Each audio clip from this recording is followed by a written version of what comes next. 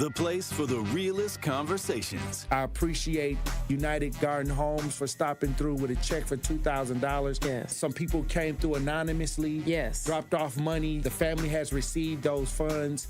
And whatever you can do, if everybody do a little, nobody has to do a lot. The movement continues. What are some of the conditions in the jail that got people upset, like the living conditions on a day-to-day basis? We'll come out our cell at 11 o'clock in the morning. We'll get food and we'll get medication. So that shortens the time. Out of those 2 hours, we'll probably get an hour out, and then we'll have to lock back down. And by lock back down, I mean we stay in our cell. We get fed in our cell. We don't come out our cell at all. And that's pretty much the biggest problem. And they simply say that they're short-staffed. But that's not enough because they knew that they were going to be short-staffed. Like, this has been a problem for over 2 years now. The marathon continues.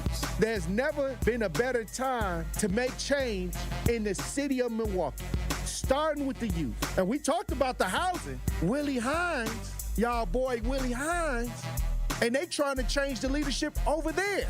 We got our hands full, and it's not the time. But we got attorney B. Ivy Lamar on the lines right now, calling from the courthouse. How you doing, attorney B. Ivy Lamar? Hey, what's going on, Tory? I'm good, man. Happy to be here. Joining me on the line, Dr. Umar Johnson. How you doing, brother, Dr. Umar Johnson? Peace and Pan-Africanism, good brother, Black Power, to all my brothers and sisters in Milwaukee, Kenosha, Green Bay, Racine, and across the state of Wisconsin. Yo, peace, King. I'm going to stand with you and walk with you, brother. God bless you. Because I think it's an important thing, what you're doing, and you need to have the support of the community. Regardless if we live in these areas or not, it all affects us in one way or shape or form. It's time for that action and all the smoke. This is the Wisconsin Broadcasters Association award-winning Tory Lowe Show on 101.7 The Truth app, and streaming live on YouTube. Man, best show in the world, bro. You got the best show in the world. Hope you know that, man. God bless you, brother. I appreciate that. Big up to you both. Thank you so much. Tory, you spoke to my kids. Liz, you did too. But you spoke to my kids, and when I tell you both that they was talking about what we did earlier that morning all day, that's literally what they was doing. They was talking about it all day. My son was just hollering, Awesome. where's Tory? Like, I wanted to make sure that I let you know that to hear a person and have a person like you in this community, the way that you are selfless, the way that you give, even when your cup is not even full, you are filling other people's cup. And that just inspires me to make sure that I help you the best way that I can by doing my part. As always, my good brother, stay cool, stay calm, stay focused. Now, live from the Avenue in the heart of downtown Milwaukee, here is the king of talk radio, Tory Lowe. Justice Wisconsin, the truth, the most requested advocate in the state. 101.7 FM, the movement continues. Yeah. Milwaukee, stand up. It's Tory Lowe, the truth, from 1 to 4. We about that action, so tap in and let's go. We want that justice, we want all the smoke. From Monday through Friday, trying to bring the city hope. Yeah. Tory Lowe from 1 to 4, Monday through Friday, let's go. We bout that action from the block, and we ready, let's go. Tap in, and it ain't no holding back. We ready. 101.7 The Truth. Tory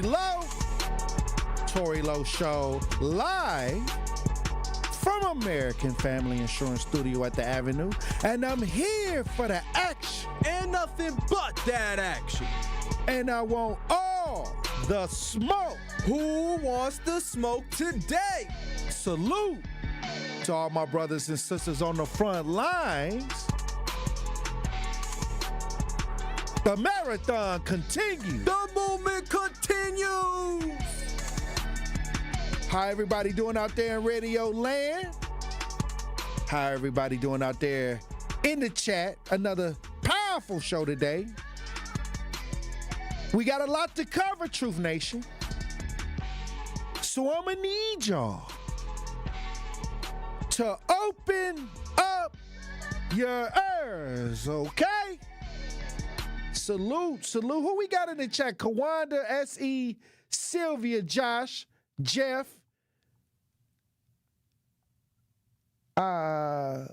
Lori Patterson in the chat. Salute. Not really a city girl in the chat. I see you, Willie. Mo the Elephant. Look, Jeff, we got a lot. We got a lot to cover today on the show. But I really want to let everybody know that in 2026, we got to be about that action. We got to be about that action. And I made a list of the 5 things. I read off the 5 things that I'm going to need from Truth Nation. But I really want to highlight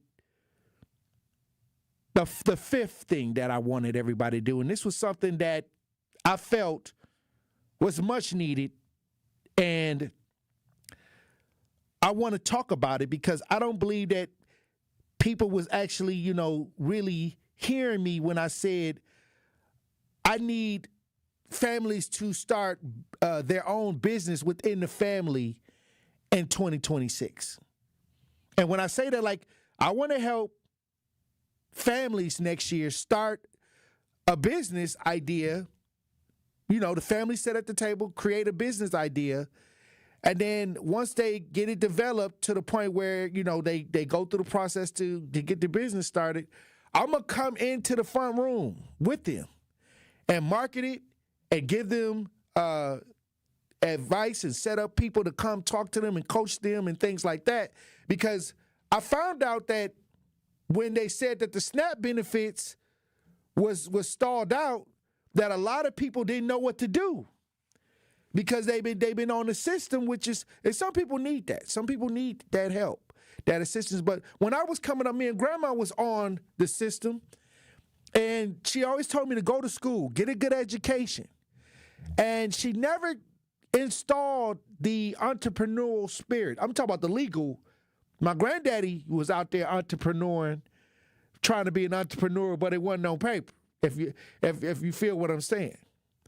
My uncles was hustling and had the entrepreneurial spirit, but a lot of that wasn't on the paperwork. They wasn't on paper where they could pass it down. if you feeling what I'm saying. But what I really want is for us to get back into the entrepreneurial spirit and come up with ideas with the family. Get back to the kitchen table. Get back to the drawing board and put ideas together that the family would love to try to start a business and promote a product or something. And then I'm going to come in and I'm going to try to work with 50 families next year. I'm going to do 50 families next year. I'm going to try to get 50 families starting businesses and trying to get them the resource to actually grow the business. I think that is the biggest project that I've ever taken on since I've been an advocate. That is going to be a huge project, but at the end of the day, what we want to do is install in the youth how to start a business. Teach them the paperwork. Teach them how to do credit. Teach them how to do bank accounts and business accounts and things like that. This is something that I feel that is missing in many families. They got the education piece, but they don't have the entrepreneurial spirit and how to actually follow up and follow through with that. So to me, that is something that I cannot wait to 2026 to be a part of. I'm going to make sure that they come on the show, that maybe get some bank partners involved to get them to have the idea that they got to, have to actually conduct the business and work with banks and things like that. We need to have it done from the front rooms. We got to have it done independent where there's no strings attached or no weird requirements. No. It's just going to be Tory Lowe going to these families, dealing with them in their houses, dealing with them from the front rooms, and growing the businesses up from there. So that is my goal, Truth Nation. That is my call to action. Set your family down. Sit them down. Say, what would y'all like to go into business to do? Talk to them. As a matter of fact, get the little children excited. Get the kids excited about it. You know why? Because if they're excited about something that the family is doing, the kids going to love it. And a lot of us as adults, we weren't given these opportunities. We was given other opportunities, taking penitentiary chances. But this is the time, 2026, to catch the spirit of entrepreneurship and management and taking control over your destiny, and I'm with it. That's the one thing that I wish that I had somebody in my family had taught me how to start a business. I got it late. But it's never a time limit on starting a business. You know how many children are starting businesses, YouTube channels with cartoons and animation. They used to teach us with the lemonade stand. They used to say, okay, go outside and sell some lemonade. That was like the first business idea that they would try to teach you to get you in the mind frame to deal with business. That was in the suburbs. And the first business they teach you when I was coming up was, hustling. And whatever that is. Some was drugs, some was other ideas, but these are ideas that'll either end you up in jail, you'll either end up in jail, or you would end up, in a situation where you could possibly lose your life. So now it's just a time to have an exciting 2026, exciting entrepreneurship. I remember when I decided to go around and clean up people's neighborhoods. And it seemed overwhelming, but it was the foundation of my advocacy today. It set the foundation of my advocacy. Everybody say, hey, Tory, I want to do what you do. I said, well, go clean up some neighborhoods. They be thinking I be joking, but that's how I got started. I started cleaning up the neighborhoods. Understand what I'm saying? So now I'm going to take on a project of helping families start businesses, educating the children on finances, financial literacy, the whole works. And we're going to do it right from the ground, right from the front rooms. Hey, look, when we come back, we're going to get into the show, Truth Nation. Stay locked in. And that's Tory Lowe, bringing you all the action and all the smoke. So let me ask you, when the government, and again, I'm doing the air quotes, tightens the belt, who's standing underneath the belt when it snaps back? This is The Truth Unfiltered with Denise Thomas and Dr. Ken Harris. Don't want you to agree. Honestly, should I be transparent? I don't really care if you agree. I, like you, want to be heard. Sundays starting at 7 on 620 WTMJ and Mondays at 6 on 1017 The Truth. This is Sherwin Hughes from 1017 The Truth for Axe Housing. Are you tired of paying a landlord rent when you should be paying yourself? Do you want to leave a financial legacy, or would you like to have a stable place to call home? Well, it's time for you to start on the path to owning your own home instead of renting. You can work with an Axe Housing coach, and they will teach you how home ownership can be a reality. Axe Housing has helped over 4,000 families in our neighborhoods. Many times your mortgage will be a lot less than what you're paying for rent. As an average Axe family who has been helped pays around $900 per month. No matter what barriers you think you're facing, Axe Housing coaches can assist you right now. An Axe Housing coach will help you create and stick to a plan and a budget and get you ready for home ownership. If you're not dreaming of home ownership by now, you certainly should be. Let's make it a reality with Axe Housing. Get started on a virtual orientation by clicking on axehousing.org. That is ACTS housing.org. Don't let where you are financially right now get in the way of your very bright future of becoming a homeowner. Axe coaches are here to help.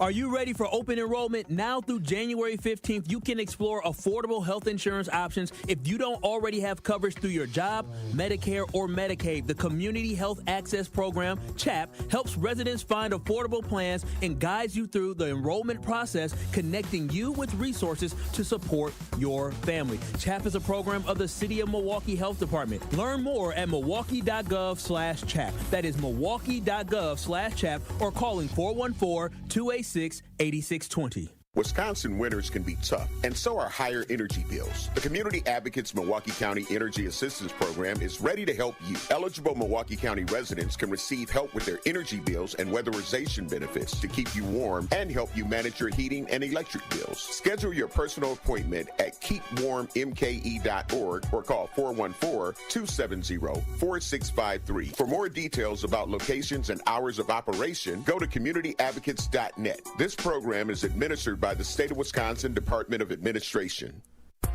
Ready to buy your first house, move into your forever home, or simply refinance? At Associated Bank, they've got you. With the right lending plan and guidance, you can achieve your dreams.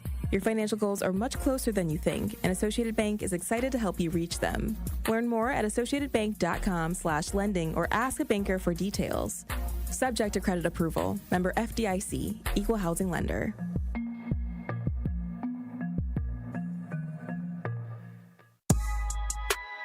This is the Tory Lowe Show on 1017 The Truth app, at 1017thetruth.com.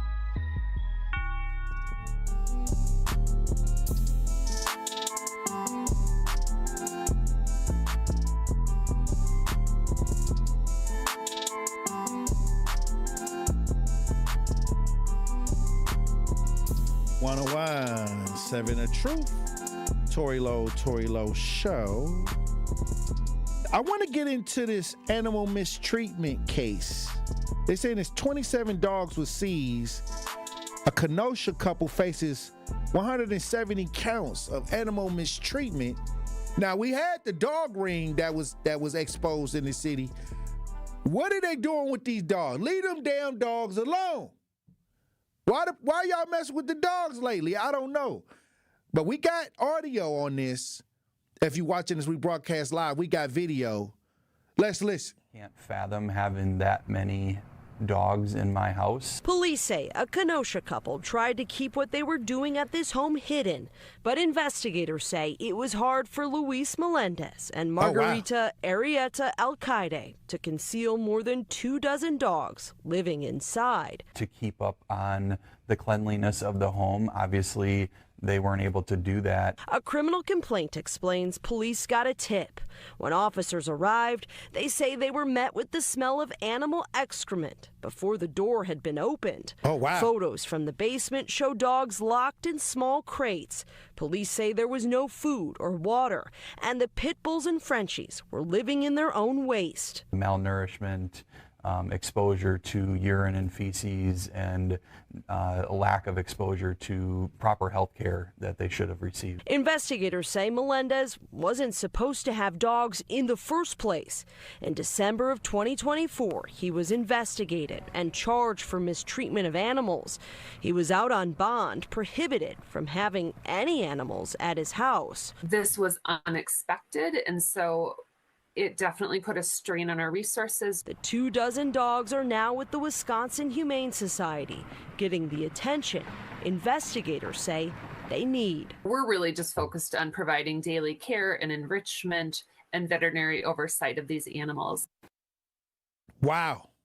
Okay, so within the last couple of weeks, we have this dog ring that they exposed. We've been trying to get that dog ring story up for a minute right here in Milwaukee, Wisconsin, where they was dog fighting right here in the city. Now in Kenosha, they didn't say anything about the dogs being in any fights, but they did say that they were not being kept. So I don't know if this has anything to do with it, but we got dog parks now. You know, you got all these dogs sitting up in cages. Why don't you take them out? Well, here in Milwaukee, we got dog parks. A lot of people got mad because they kicked out the homeless people from under the bridge to make the dog park, first of all. Like, that was a huge thing, but it's here. So why don't y'all drive the dogs out, get them outside, get them some fresh air?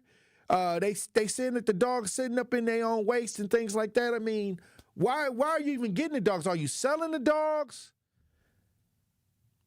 I don't know. Everybody getting mistreated around here. I mean, every day when I come and try to, get an understanding, This is why we got to regroup, rethink, and reshape. This is why we got to start getting back to caring and being more empathetic. They got the drama. It's like, I call this the people that love the drama era, where everybody is about that drama and high blood pressure and stressing folks out. No gratitude. We got to switch that. We got to flip that around. Because not even the animals. I mean, there was a time where dog lovers wouldn't have been having this. That dog lovers go crazy over their little, animals, and they think that they're like family. Dogs were treated like family almost. Some of these animals got better insurance than some of my friends that I know. That's wild. Andrew, what do you think about that? Aren't animals many times a part of the family? Oh, 100%, Tory. You had a dog in your family? Oh, yeah, I love Rocky. Okay, so you had Rocky. And so what happened with Rocky? Rocky is a porch dog, man. The guy doesn't do anything. He's supposed to be a guard dog. We got like a lot of land in Texas. You'd expect this dog to go out and protect something. No, he sleeps all day. What? Oh, yeah. He lives like a king. And he's a part of the family. He is. Yeah, that's what I'm saying. So lately, I think that now people are starting to use the dogs and the animals as a hustle. This why cats always get away, because cats don't listen to nobody.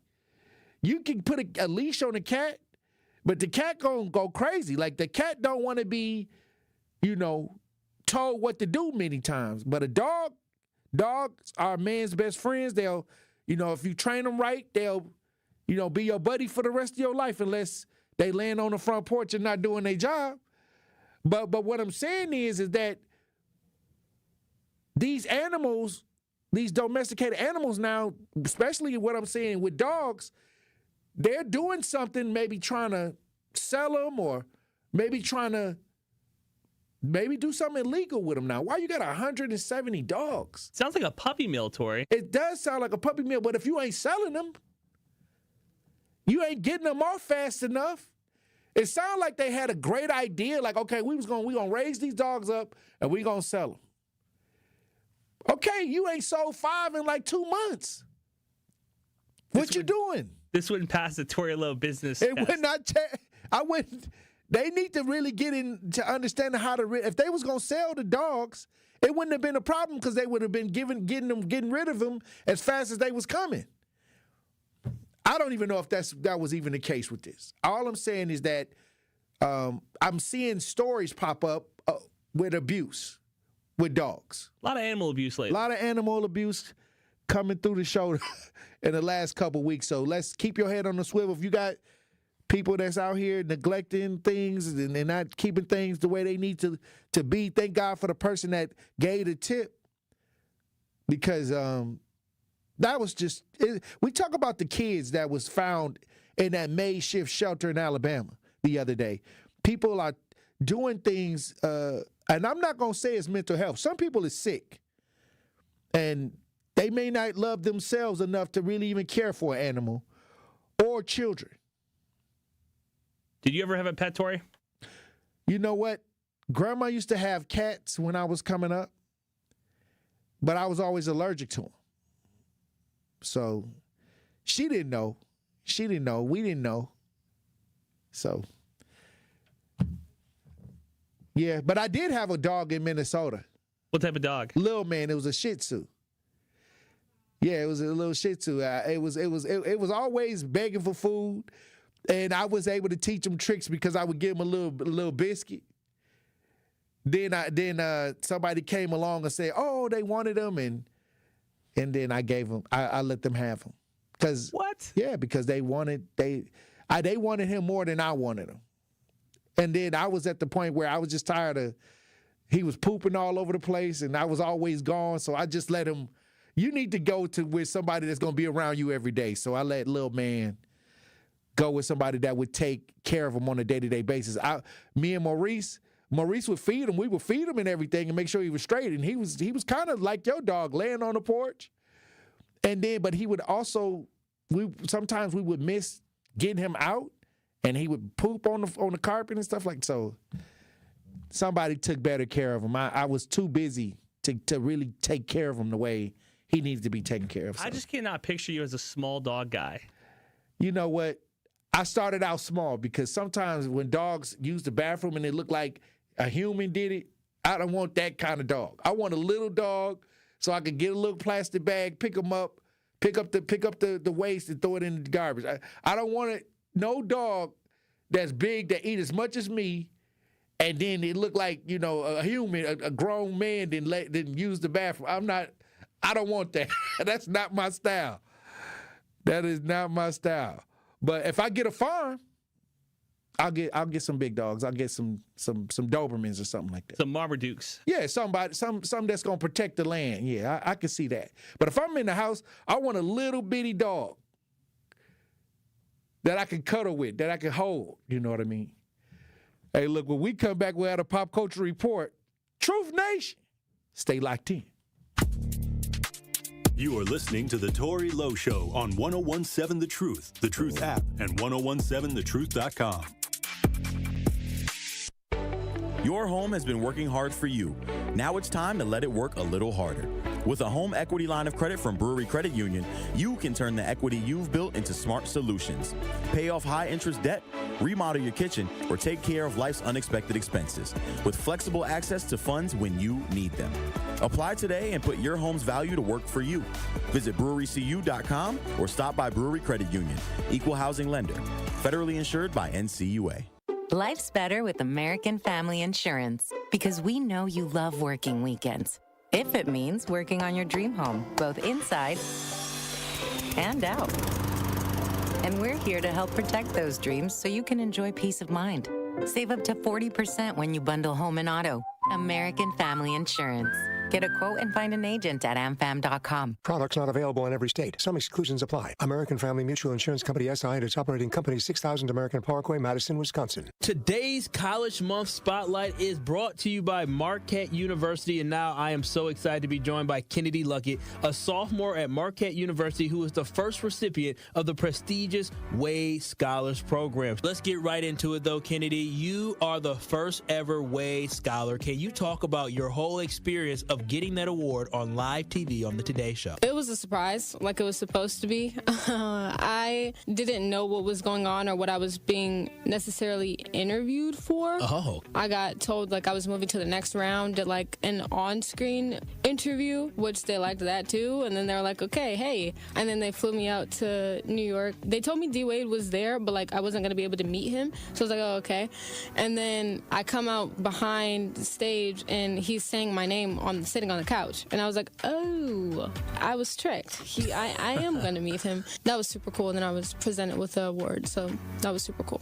That is very, very cool. Now, Kennedy, what makes Marquette so fun and appealing to you? The community and the different things that I'm able to do. And also, like I said, like walking around campus, that's always just the best part for me. I'm a part of the Marquette Filmmakers Club. So they just make student films and stuff like that. I'm also a part of The Wire now. I'm in the process of creating my own TV show, so that's super fun. Love that. That's actually super exciting. You can do what you want there. If you ask somebody, you can do it. Now, how has Marquette prepared you for your future? Marquette has given me the opportunity to do the things I want to do, career focus. So I am double majoring in psychology and digital media. So right now I'm in a research program.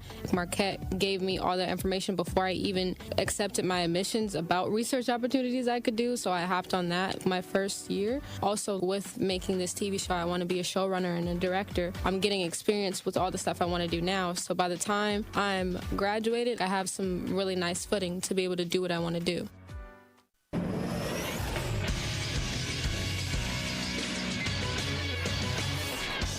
This Associated Bank Sports Center update on 1017 The Truth is powered by ESPN Milwaukee. I'm Andrew Zimmel.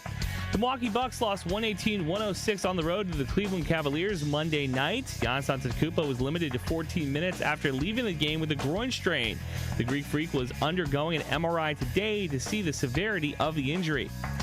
Green Bay Packers running back Josh Jacobs is considered week to week after additional tests Monday showed no structural damage to the knee he injured in Sunday's win against the New York Giants. Jacobs left in the first half and was ruled out for the rest of the game. Packers head coach Matt LaFleur expressed initial concerns about the injury after Sunday's game, but on Monday he said there's a chance Jacob could be playing this weekend against the Minnesota Vikings. This True Sports Update was brought to you by Associated Bank, proudly supporting your hometown teams. Member FDIC.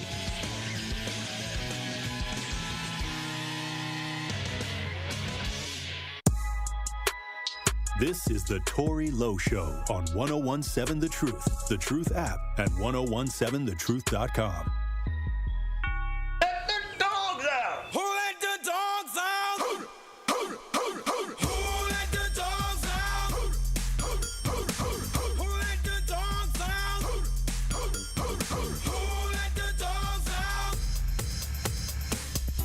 Was nice to 1017 The Truth, Tory Lowe Show.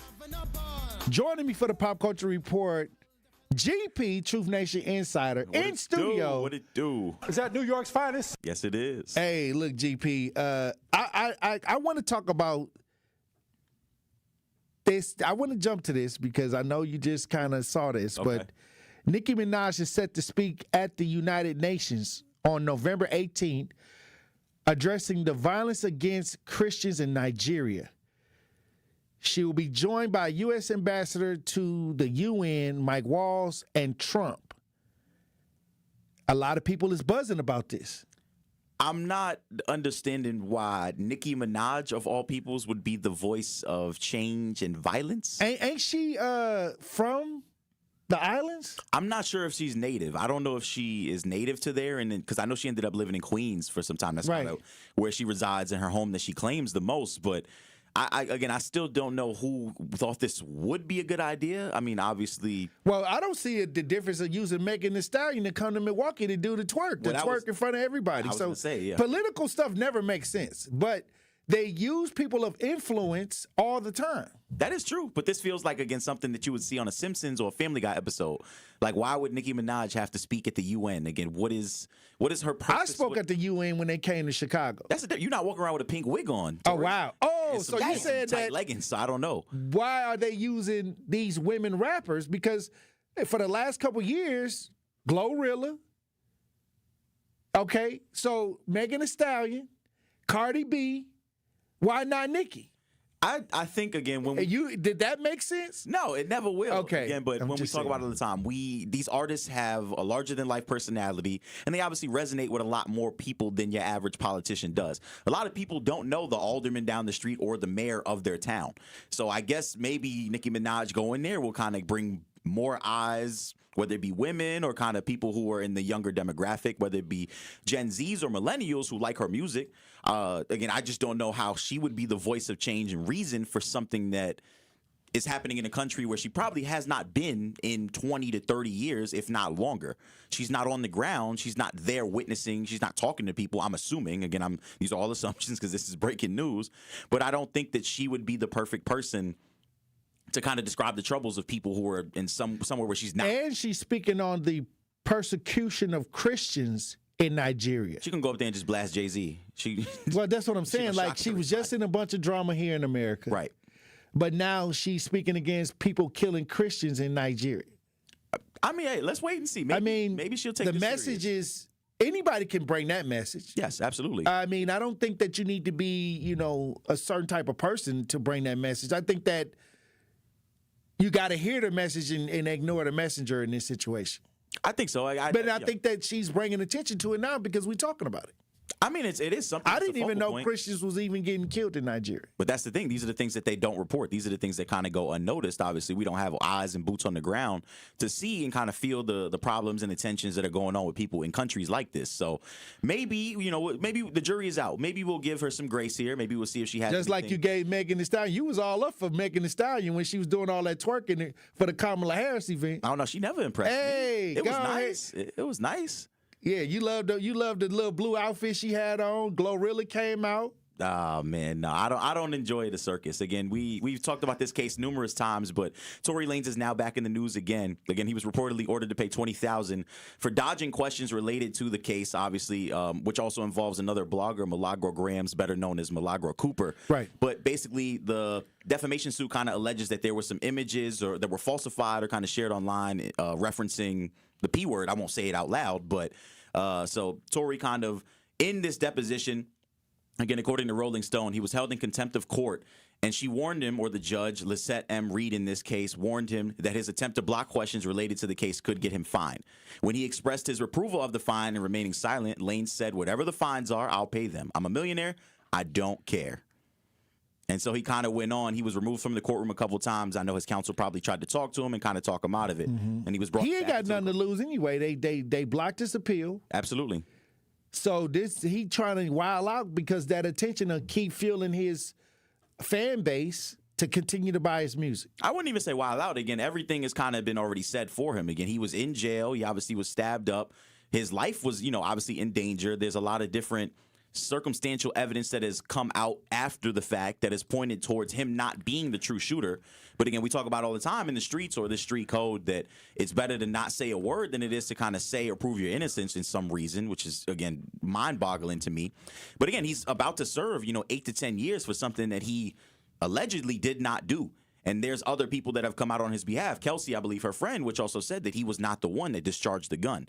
So at this point, it's like, how much more can they do to me to break my spirit? He's kind of just staying strong at this point, I guess. Wow. I mean, we've seen this situation stretch out over a long amount of time since the shooting to now. He's been convicted. His appeal has been blocked. He dropped the album Behind Bars, which was very good, by the way. It was very good. Right. And what I'm saying is, at this point, what is it for Tory Lanez? I mean, what is left? He's not getting out. He's at a deposition. Now he owes $20,000. To me, he paid that for marketing. You think so? Yeah, because he still got to market his brand. I guess so. That's not a crazy idea. I'm just saying, like, it's to me, now he only has the ability to create clickbait.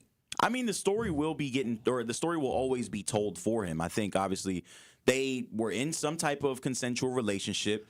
Apparently, and allegedly, she got jealous, and that was kind of why the argument kind of persisted in the car in the first place. But again, Megan Thee Stallion has always been out in the news. She's got this new relationship with Klay Thompson, and so people are always going to keep badgering her about Tory Lanez. There's not really any marketing that he necessarily has to do. I think that his brand kind of speaks for himself at this point. Again, we talk about it all the time. We look forward to some of these people coming home and kind of getting a second chance at life, and I think that Tory, obviously, if he did actually shoot her, then he is much deserving of the time and kind of the punishment that he is serving. So hopefully, again, Megan Thee Stallion kind of lets this die out some way, somehow. I don't know. I don't see this dying out long as Megan Thee Stallion keeps dropping music. You don't think it'll just forever be? Because she's always in the public, and this situation is always going to be attached to her success or failure. He's in jail. She put a black man in jail with a lot of conspiracy theory around the shooting. Yeah. So long as she's out here, his name lives on. I mean, but I think that $20,000 to pay for a deposition, not answering the questions, he knew that was going to make the news. He knew that it was going to charge his fan base up because he needs to still figure out ways on how to continue to keep his name relevant. So $20,000 is like a marketing budget. I don't know. Yeah, because what else is he going to do to promote his music from Behind Bars? Once these depositions is over with, how are we going to hear from him Behind Bars? I mean, if he could drop an album, who's to say he can't, I don't know, get on a phone call or a podcast or something like that and tell the story? Again, obviously, at this point, it's an open and shut case. He's already been convicted. He's already serving. So he can kind of tell the story from his side. I don't think there's any new evidence or anything that he it was dying out. If he just drops an album, and let's say time go by and nobody's talking about Tory Lanez, he just drops an album and there's no kind of drama or controversy. That's all he did during the pandemic, was get on Instagram and start doing like what I would call pre-podcast stuff, just going live. I forget what he used to call those sessions too. Right, but what I'm saying is he was just creating chaos, and it worked because everybody was watching it. Nobody was checking for Tory Lanez as far as his music. He has a small cult factor. He has a small group of dedicated people from Canada and some people from the United States that know they really like his work. But he didn't go really huge until the pandemic, when he was doing all that stuff online, creating a lot of energy NFTs, which you don't hear about no more. Right. You don't hear about none of that no more. Okay, which I thought was a scam. All right. So at the end of the day, this is how he stays relevant. But that's the thing. I think he created the blueprint for some of the stuff that we see nowadays. Again, we see a lot of celebrities going live and kind of using that platform in order to get people to come and engage. Soulja Boy did it, though. He wasn't the first, though. Or was he? Let him here we let go. him tell it. Yeah, let him tell it. He Don't might have been him the first. calling into the Tory Lowe show saying, GP. If he wanted to, he might come at you. No, I mean, but what I'm saying is, you got to create drama to sell in today's times. That is true. That is true. I don't think he. Don't no necessarily needs the artists drama, just though. get dropped. That's why the neo soul stuff ain't working no more. I feel like it's just too soft, though. I feel Right, like that's but what it comes down to. okay, but it's soothing, it's relaxing, it's not toxic. Yeah. It's about togetherness. It's about love. Okay. No, Here we go. You just proved my point. No, not at all. I have faith in Tory Lanez. I think the main thing for Tory Lanez here is that he has nothing left to lose at this point, and he can't self-incriminate himself anymore.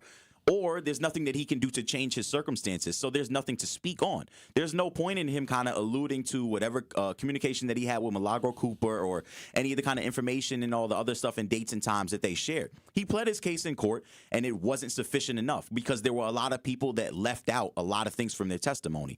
So he's obviously just content taking his time. He's talked about it. He's penned open letters to his fans talking about how he's keeping his chin up and he's staying strong, especially after the stabbing and everything. Everybody know once you go to jail, life goes on. Exactly. Okay, the world don't stop spinning. So with this situation, that's why we're talking about it. It keeps him in a space, and I wouldn't be surprised if he dropped the EP.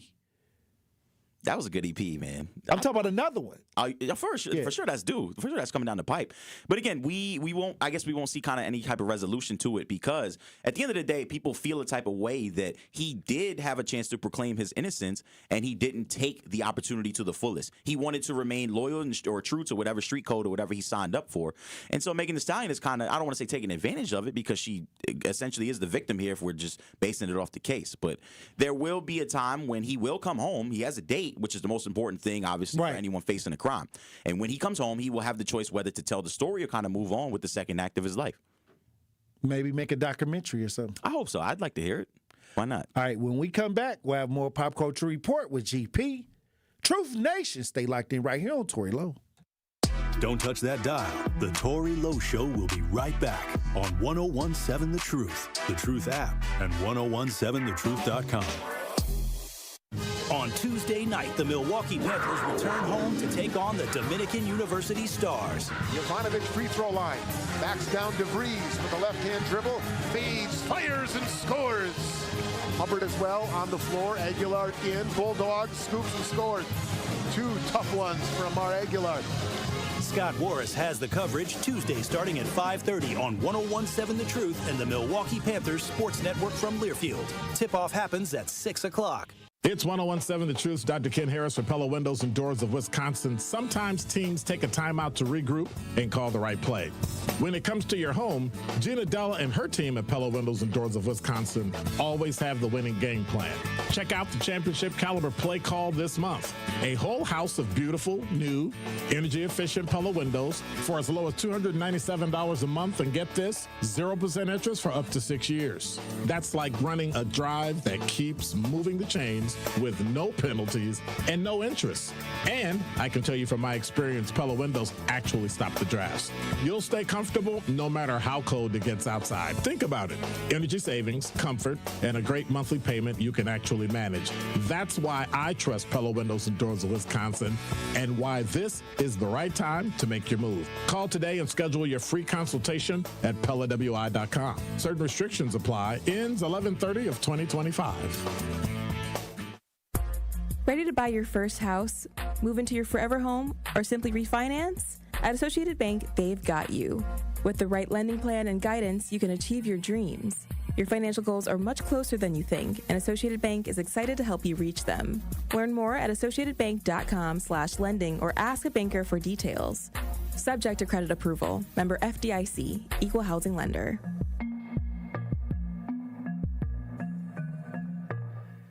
Wisconsin winters can be tough, and so are higher energy bills. The Community Advocates Milwaukee County Energy Assistance Program is ready to help you. Eligible Milwaukee County residents can receive help with their energy bills and weatherization benefits to keep you warm and help you manage your heating and electric bills. Schedule your personal appointment at keepwarmmke.org or call 414-270-4653. For more details about locations and hours of operation, go to communityadvocates.net. This program is administered by the State of Wisconsin Department of Administration.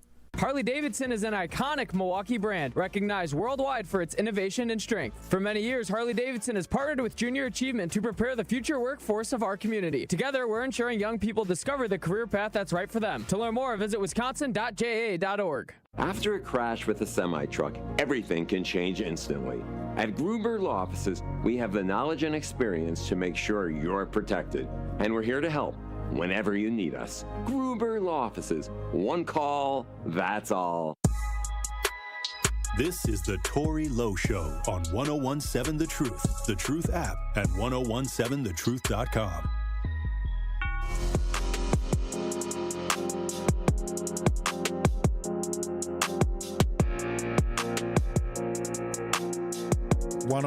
Seven The Truth. Tory Lowe Show. GP in with the Pop Culture Report. What it do? GP, what else is going on in these pop culture streets? Well, I mean, obviously we know it's still early in hoop season, but things seem to be heating up on the court. Draymond Green is under, I guess, trouble or kind of, I don't want to say investigation, but Draymond Mean. Yeah, Draymond Mean Green. But he got into an altercation with a fan during the Warriors' road victory over the Pelicans this past Tuesday. And the fan, who identified himself as Sam Green, obviously was wearing a polo with a Pelicans polo on it. And he basically was standing and kind of heckling Draymond Green during the game. And so Draymond Green, in his statement after the game, he said, "He just kept calling me a woman. It was a good joke at first, but you can't keep calling me a woman." Draymond Green said later, clarifying that the fan was calling him a woman's name. "I got 4 kids and 1 on the way. Just don't be disrespectful." Sam Green said he was heckling Draymond Green with chants of Angel Reese because several of the Warriors star's early rebounds resulted from his own short-range misses, starting with a Golden State possession in which Green missed 5 straight shots and rebounded the first 4. Draymond Green finished with 8 points and 10 rebounds. All from his misses. Basically, most of the rebounds is him putting back a missed shot. Maybe he was out there trying to cash somebody's parlay. Somebody had the over on rebounds, and he was just trying to do right. Well, they better lay low if that's the case, because they own him right now. They own the league right now for all his gambling. Yeah, I'm telling you, this is a distraction. Right. It's kind of what it seems like. But no, we talk about it all the time again. As a fan, obviously, you go to the game to show your support and you wear your gear and your logos and stuff like that. But it comes to a point where some of the things that you yell or shouldn't say, obviously, especially if you're sitting that close. I've never understood why people try to get a rise out of superstars knowing that in another, realm, obviously, if you saw this person at the grocery store or something like that, you would never yell half the stuff. But that comes with the game now. And I think with trolling becoming more popular, now people are getting a short fame burst, a short attention burst from heckling celebrities now. But that's the tough part. Again, we see it all the time. People are looking for that 15 minutes of fame. They're looking to have that dialogue because people will come to them and say, "Hey, describe this story from your standpoint." And they just use it to kind of stay in the media a little longer than normal. No one gave a damn who Sam Green was before Tuesday night. Now he's a meme. People, there's always someone that's going to follow suit. And I hate to kind of touch on this, but it's the same kind of thing when they had the whole green dildo epidemic in the WNBA, right? They were copycat dildo throwers. This sounds crazy to say in a sentence, but essentially people will follow suit. And so it's a trend that kind of needs to stop. We talk about all the time that a lot of these athletes, if you saw them in another space, you wouldn't act as tough or as bold as you think you are. But they know it's security around. They know that it's lawyers around. They know it's cameras around. Mm-hmm. And that's why they do it, because hecklers know when to pick their moment. They know if they say something very extremely aggressive to get on somebody's nerves, to get under somebody's skin, and they react, they can sue. Well, that's the thing. Again, we saw with Malice at the Palace. I know you old enough to remember that. Mm-hmm. That's one of my favorite documentaries of all time. And so it's crazy just how quickly something could get out of hand. If there's nothing stopping you, especially if you're a fan sitting that close to courtside, from Draymond Green knocking you right upside your head. As we saw Ron Artest and them, they got in the stands and they was throwing chairs. And they know that Draymond Green will come unglued. Right. He is that crazy. He has a why not target somebody that has a reputation to come unglued, right? Mm-hmm. So this is where we at. And then he has controversial takes as well. So at the end of the day, this is just the part of the entertainment game that have grew into something that we have to really understand, that it's some people that are professional hecklers, or I call them nerve people that want to get on your nerves. They didn't got so good at it. You can see it on Facebook in the comments.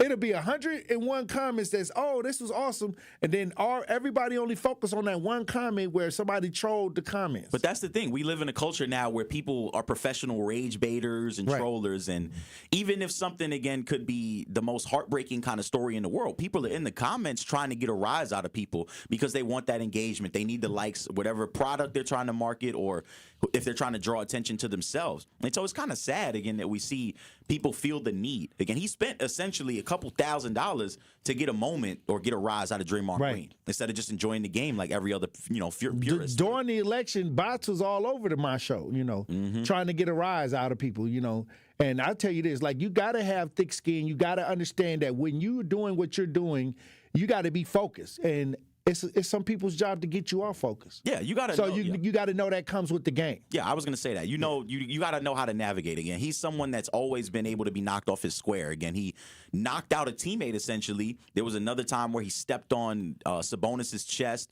He's kicked somebody else in the nuts. He's always had moments where, and it's crazy. Again, these are all things and moments that we've seen in time. So he's been known to do this. I think he's someone that loves to troll and kind of get himself in trouble, but he does not like when it's done onto him. And so he needs to kind of practice. He can dish it out, but he can't take it. Exactly. He needs to kind of practice having thicker skin or kind of being slower to react in moments like this. So. Like I said, if they not messing with you, he's doing something because he's a part of a dynasty. Yeah. He'll probably make it into the Hall of Fame, too, when his name comes up. I don't even think that's a doubt. I don't even think so, which is crazy. A lot of people don't like the case for him to be in there, but there's a lot more bad moments now, especially later in his career, as his talents kind of tail off, opposed to, the glory days. And so I wish he would kind of focus more on the narrative of him being a champion, a spokesperson for the game, opposed to just being this troll and this angry, stubby, short, buff man on the court every day. He's just out there bullying. That's his brand, though. I know, but I hate that. He's going to make millions after he retires in broadcasting. Yeah, which is crazy. And they look for these characters to, when they retire, to join companies because they can bring attention. Like I said, drama sells. You need drama. And if you're just a nice, clean-cut person that's telling it like it is, nobody wants to hear that. They want to hear provocative take. I'm talking about when you start getting the $100 million broadcasting, stuff like that. They want to hear controversial takes. They want to hear things that stir people up. And that's where the future of a lot of this sports casting is going. Yeah, I mean, they have already... Look at Paul Pierce. Well, he already asked himself. He was working for the biggest brand out there, and then he got cut from ESPN because he wanted to be hanging out with strippers getting their hair cut. He had that thing with the strippers, but what I'm saying is they had him for his provocative takes. Right. He was, and now he's just doing it on a podcast. Yeah, I would say he was paused before pause got going. He used to say some crazy flagrant things on ESPN. But, again, speaking of sports, I know we talked about it the other day. We kind of touched on it, but I wanted to get your thoughts. Shedeur Sanders, obviously, is scheduled to now start. Because Dylan Gabriel will not be cleared by next Sunday. That's what I'm talking about. So give Shedeur a chance. You really think it's time? Look, let me tell you something. He had shades of greatness when he played. I mean, he never had any snaps with the first team. Yes. But he tried to push that ball down the field. That's all you really want from your quarterback. He wasn't doing short shots. He took some chances. And if that last one in the end zone would have paid off, we would have been having a different conversation. But he tried it. He was pushing the offense forward. Yeah. Even though that didn't reflect on the scoreboard, I think that if they finally gave him a week of practice, ran some plays catered to his skill set and not Gabriel's, and then give him the respect that he deserves as a quarterback, a backup quarterback, where he could get some reps with the first team, I think that it would have been a better outcome. Now, see, I'm going to oppose you here. I think this is the worst possible time for him to start, because there's a lot of narratives around this kind of game. For number one, for that being Tom Brady, who obviously is a very respected executive within the Raiders organization. That's a mentor of Shedeur's. And so they're going out to play the Raiders. Many people said that he should have been drafted by the Raiders in the first place because they don't have a very good grasp on their quarterback situation. Number two, as someone that played football and understands, again, how a typical practice week goes, there are racks of plays that you kind of run. Obviously, you have 2 to 3 quarterbacks on any given roster, and so you might run 4 plays with the ones, might be with the 2s, and then you might kind of integrate. A coach that does not get a quarterback any reps with the first team, again, you are essentially hoping and praying that quarterback fails or never has to go into the game. You're not thinking that they're going to be a factor. And so the fact that we're talking about we're in week 10 now, week 11, the fact that he's not thrown to Njoku, who would be one of his number 1 targets, the fact that he's never thrown to a couple of other guys on the roster, everything is all about timing and placement. And so it's good. It's still going to be rough. Not even a week does that for you as a quarterback. So I think we need to taper our expectations. But I think to give Shedeur his props, he was the first quarterback to go to a black HBCU and win. He was winning. Then he went to Big 10, Big 12. And then he won. He won. He didn't win like he went to a bowl. He took him to a bowl. Yeah, he like win people a bowl. expected. Yeah, but what I'm saying is he always had crazy teams that were not all the way there and were able to put them in a winning situation. Yeah. So I don't see the Cleveland Browns as any different than what he had to come through the system with in the first place. I just think it's different when Pops ain't the one out there taking the pregame walk with you and kind of going through the progressions and the reads and everything. I hope that he does. You always got to let the ego fly. That is true. That is true. But I think that he has the skill set to pull it off. I said, we'll see. If you give that boy a chance, I believe he's going to show you something. I'll be glued to it. I would say I'll be at the Packers game this week as well, but I will be glued to it. I'll probably be watching on my phone. But hopefully he comes in and he knocks it out the park. It'll create only more of a media firestorm if he does do well. But we just got to wait and see. I think he's going to do well if you give him some time, get a young boy some time. He has veterans Hall of Famers as his mentors. Right. Okay. Right. I got faith in him. We'll see, though. All right. Thank you for that Pop Culture Report, GP. As always. Hey, look, when we come back, we got guests. Truth Nation, stay locked in. Come in with straight truth. If you acted up, if you were out here doing any kind of foolishness or just something that people know would make your family's name look bad, your neighbor from down the street, if they see the son or daughter, be like, what are you doing? They gonna call you out. They gonna let you know that they saw you, and then they gonna tell you, come here. Now you know I'm gonna tell your daddy. That part. There are a lot of times when people are new to an area, they don't know where to plug in. And anybody who plugs in the 101.7 The Truth and listen to you and Dame and Truth Nation would know that there is a significant public outcry when violence happens in our community. Don't worry about the outcry if you're not listening to the right people. So I would encourage her to tune in to 101.7 The Truth and listen to you guys, Denise Thomas, Dr. Ken Harris, Tory Lowe, and definitely Sherwin Hughes every day. Watch all your favorite 1017 The Truth shows by subscribing to 1017 The Truth on YouTube, where strong voices meet strong opinions. Tell your kids who were supposed to be the 7th generation that Paw Paw's an idiot because Paw Paw decided he wanted to be Make America Great, but meanwhile the Chinese ain't buying soybeans from us no more because of policies Donald Trump put in, and they voted for us. I don't know what we're gonna do. I know what you should have did. You should have voted for somebody that wasn't gonna put tariffs out there. I love God, but God can't save you from nonsense. You don't deserve a bailout. You can't sit here and vote one way, and then when your economy gets decimated, your way of life gets destroyed, you want to pray to God? God didn't tell you to go to that poll and vote against your own best interest. That was your own damn problem. That was you. But don't ask for prayer when you block your own blessing. That's why I don't feel bad for these farmers. You voted for this, and now you reap what you sow. Truth to Power with Kyle Wallace, every weekday from 12 to 1. Streaming live on YouTube and on 1017 The Truth.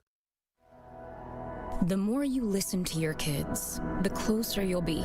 So we asked kids, what do you want your parents to hear? I feel sometimes that I'm not listened to. I would just want you to listen to me more often and evaluate situations with me and lead me towards success. We're not adults, so just be there and listen. I just want someone to yap to. And I just feel like I'll be fine if someone just hears me talk and talk and talk and talk and talk and talk and talk. You're doing a really good job. And I don't think I tell you that enough. And I know sometimes we get into it and it's just hard on both of us. But, try to understand me more and I'll try to do the same. Listening is a form of love. Find resources to help you support your kids and their emotional well-being at sounditouttogether.org. That's sounditouttogether.org. Brought to you by the Ad Council and Pivotal. Listen to the man who tells you exactly how he sees it. The Truth in the Afternoon with Dr. Ken Harris every weekday from 4 p.m. to 6 p.m. on 101.7 FM, 1510 AM WGKB Waukesha and W269DL Milwaukee, a locally owned Good Karma brand station. This is your 101.7 The Truth News Update.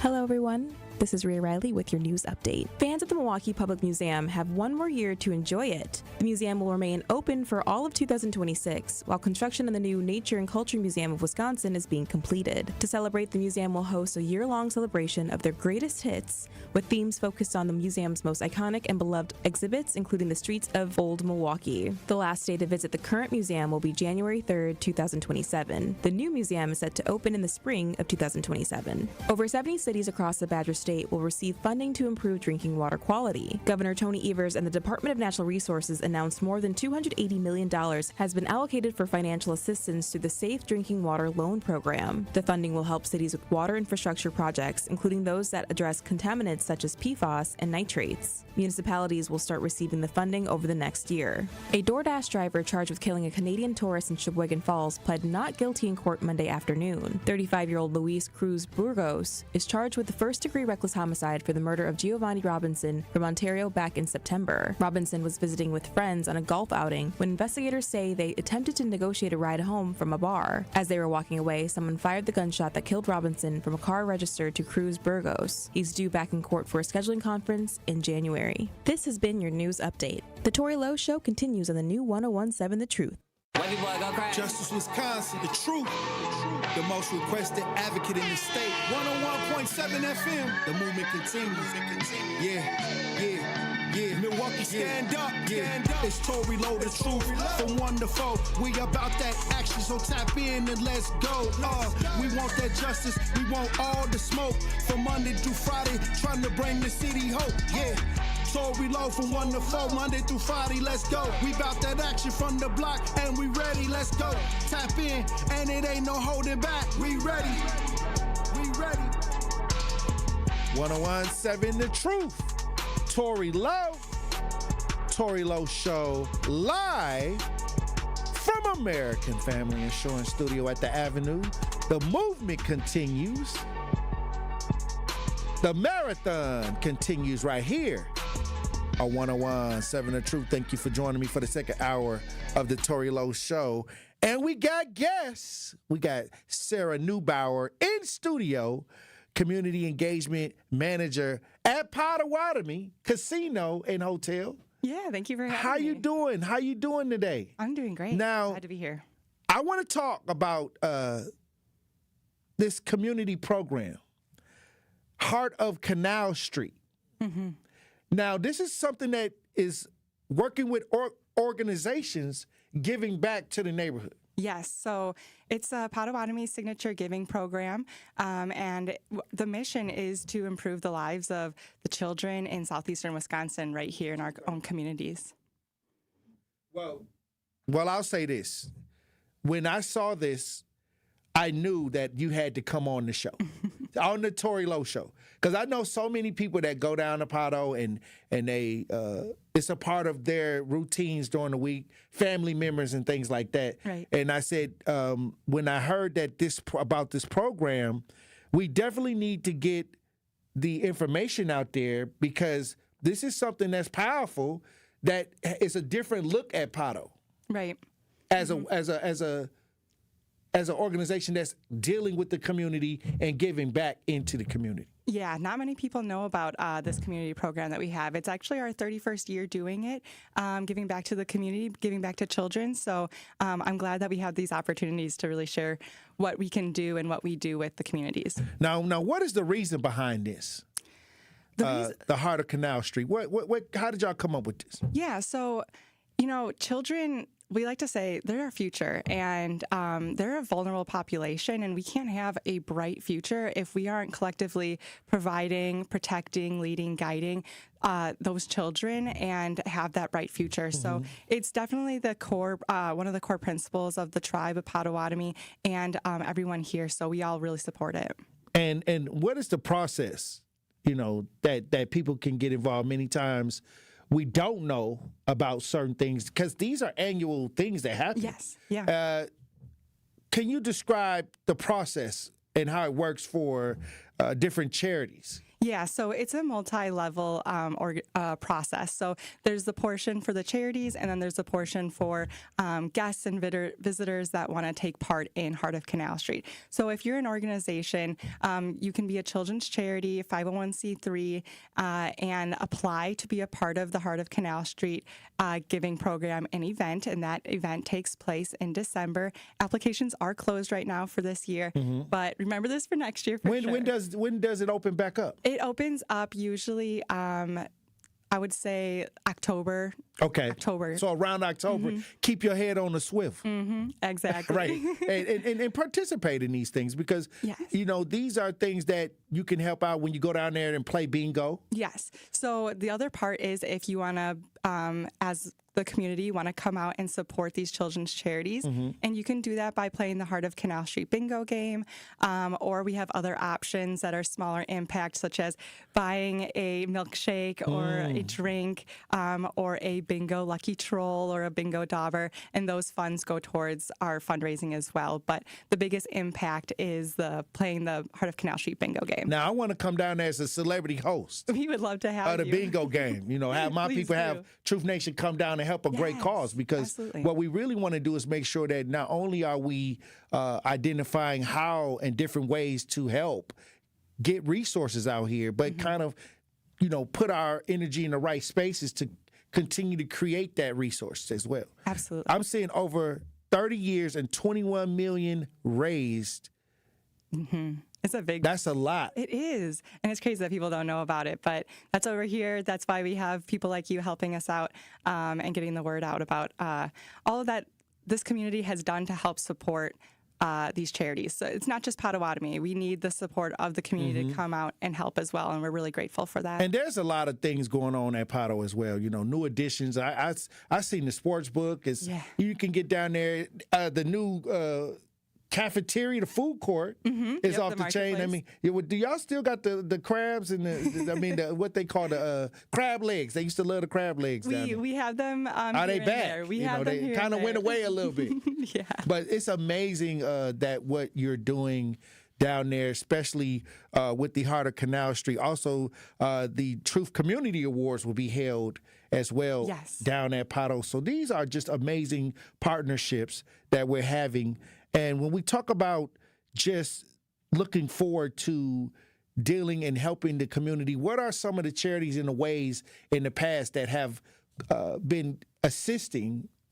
Yeah, so I like to remember and say it as these kind of organizations provide a feast for the kids. So F, food, E, education, the arts, safety, and a lot of times just the time for children, which is really important to provide time for them. So all of those types of organizations usually are helped through this program and provide impact. So when they win this money, if they win, that money goes towards creating new programs in their charities or helping programs stay alive or helping more children through their programs. Now, there's a big event December 10th, and this is where they're going to choose the charities. Yes. It's a really fun event. It's invite only through the charities that have applied. So if you meet all of the criteria, you're invited out to join us. We have over 100 charities join us for that day. And then we'll be randomly selecting 25 charities. 5 of them are pre-selected, but those are through our media partners. And also one of our team members at Potawatomi gets to choose one and come on stage as well. But 25 of them will be randomly chosen. It's approved by our gaming commission. It's really fun experience. Hey, look, I'm going to tell y'all got to pay attention. When we have these conversations, y'all got to know October is when they open it up. They have the selection December 10th. And like I said, you can be a part of this. The community can be a part of this. For those that are listening, what do you want them to know about the Heart of Canal Street? I would say, if you haven't been to Potawatomi in a while, it's changed. Like you said, the sports book, everything. But you can come out and enjoy your time, but also give back to the community right now. And that's through, if you're a bingo player, if you've never played bingo, this is the best time to have fun and give back to your community. If you're a foodie, if you want to try a milkshake at our new marketplace, you can try the Fruity Pebbles milkshake, and that'll go towards Heart of Canal Street. So there's a lot of fun things to do, and you can give back. And the milkshake is in the food court? Yep, the food court. Is there a specific place? Okay. Yes. Yep, it's called Minnie and Wow. It's got delicious food. Oh, wow.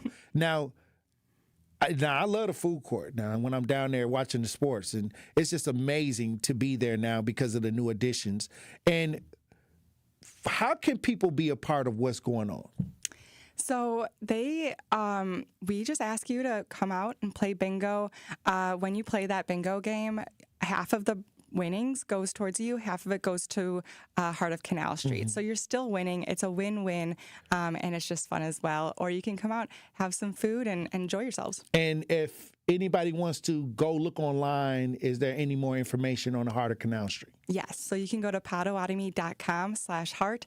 That's POTAWATOMI.com/heart. Look, Sarah, I can't wait till I get my celebrity chance to get out there and do the celebrity bingo. We're so excited. I'm bringing some family members down. I'm bringing some Truth Nation people down. We're gonna have a great time, and not only have a great event, but also it's for a great cause. Yes, absolutely. And we got to keep that going. We got to keep programs like this in play as a resource for those that are coming up, looking to do work, being a part of what's going on with the community. And this sounds amazing. Is there anything that you would want to say that we haven't covered, Sarah? Well, I just want to say thank you to you guys for having me and for spreading the awareness, and thank you to everyone that's already participated in Heart of Canal Street bingo games and everyone. So thank you, and shout out to the community. Powerful.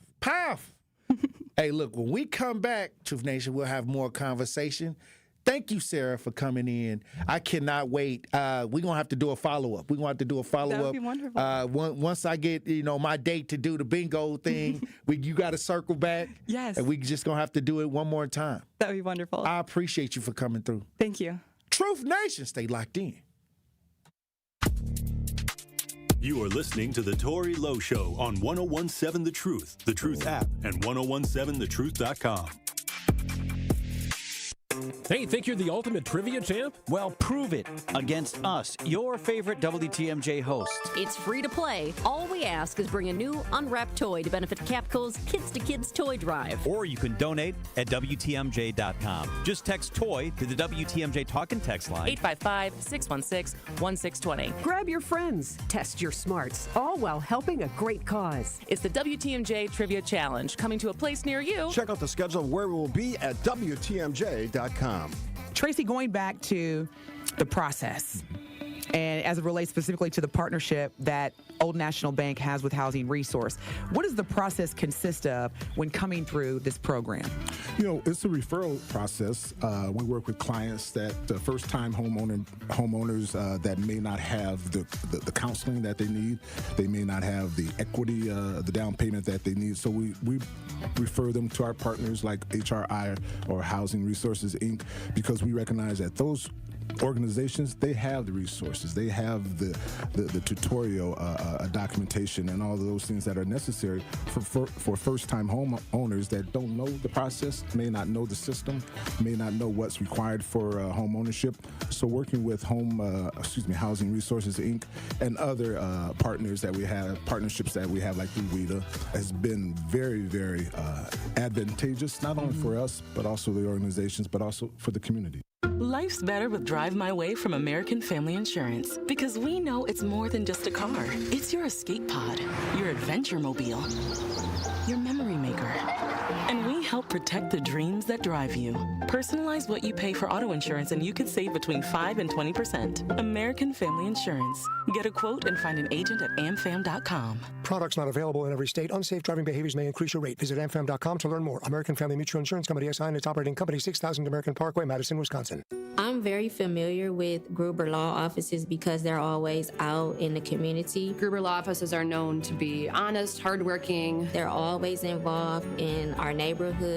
Gruber Law Offices make our community a better place. They are the best. For nearly 40 years, Gruber Law Offices has helped people throughout Wisconsin.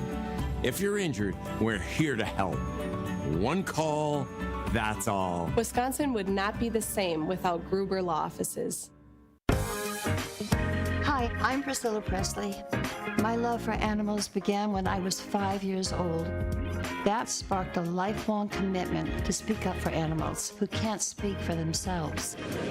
Elvis and I supported American Humane Society because your compassion can change a life.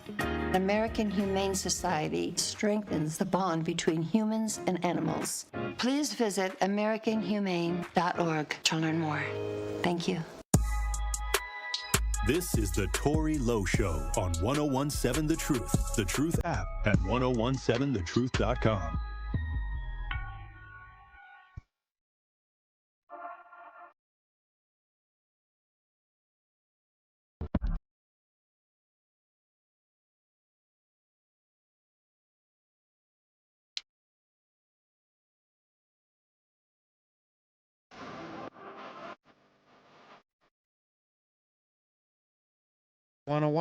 Seven The Truth. Tory Lowe Show. I cannot wait till my bingo night at Pato.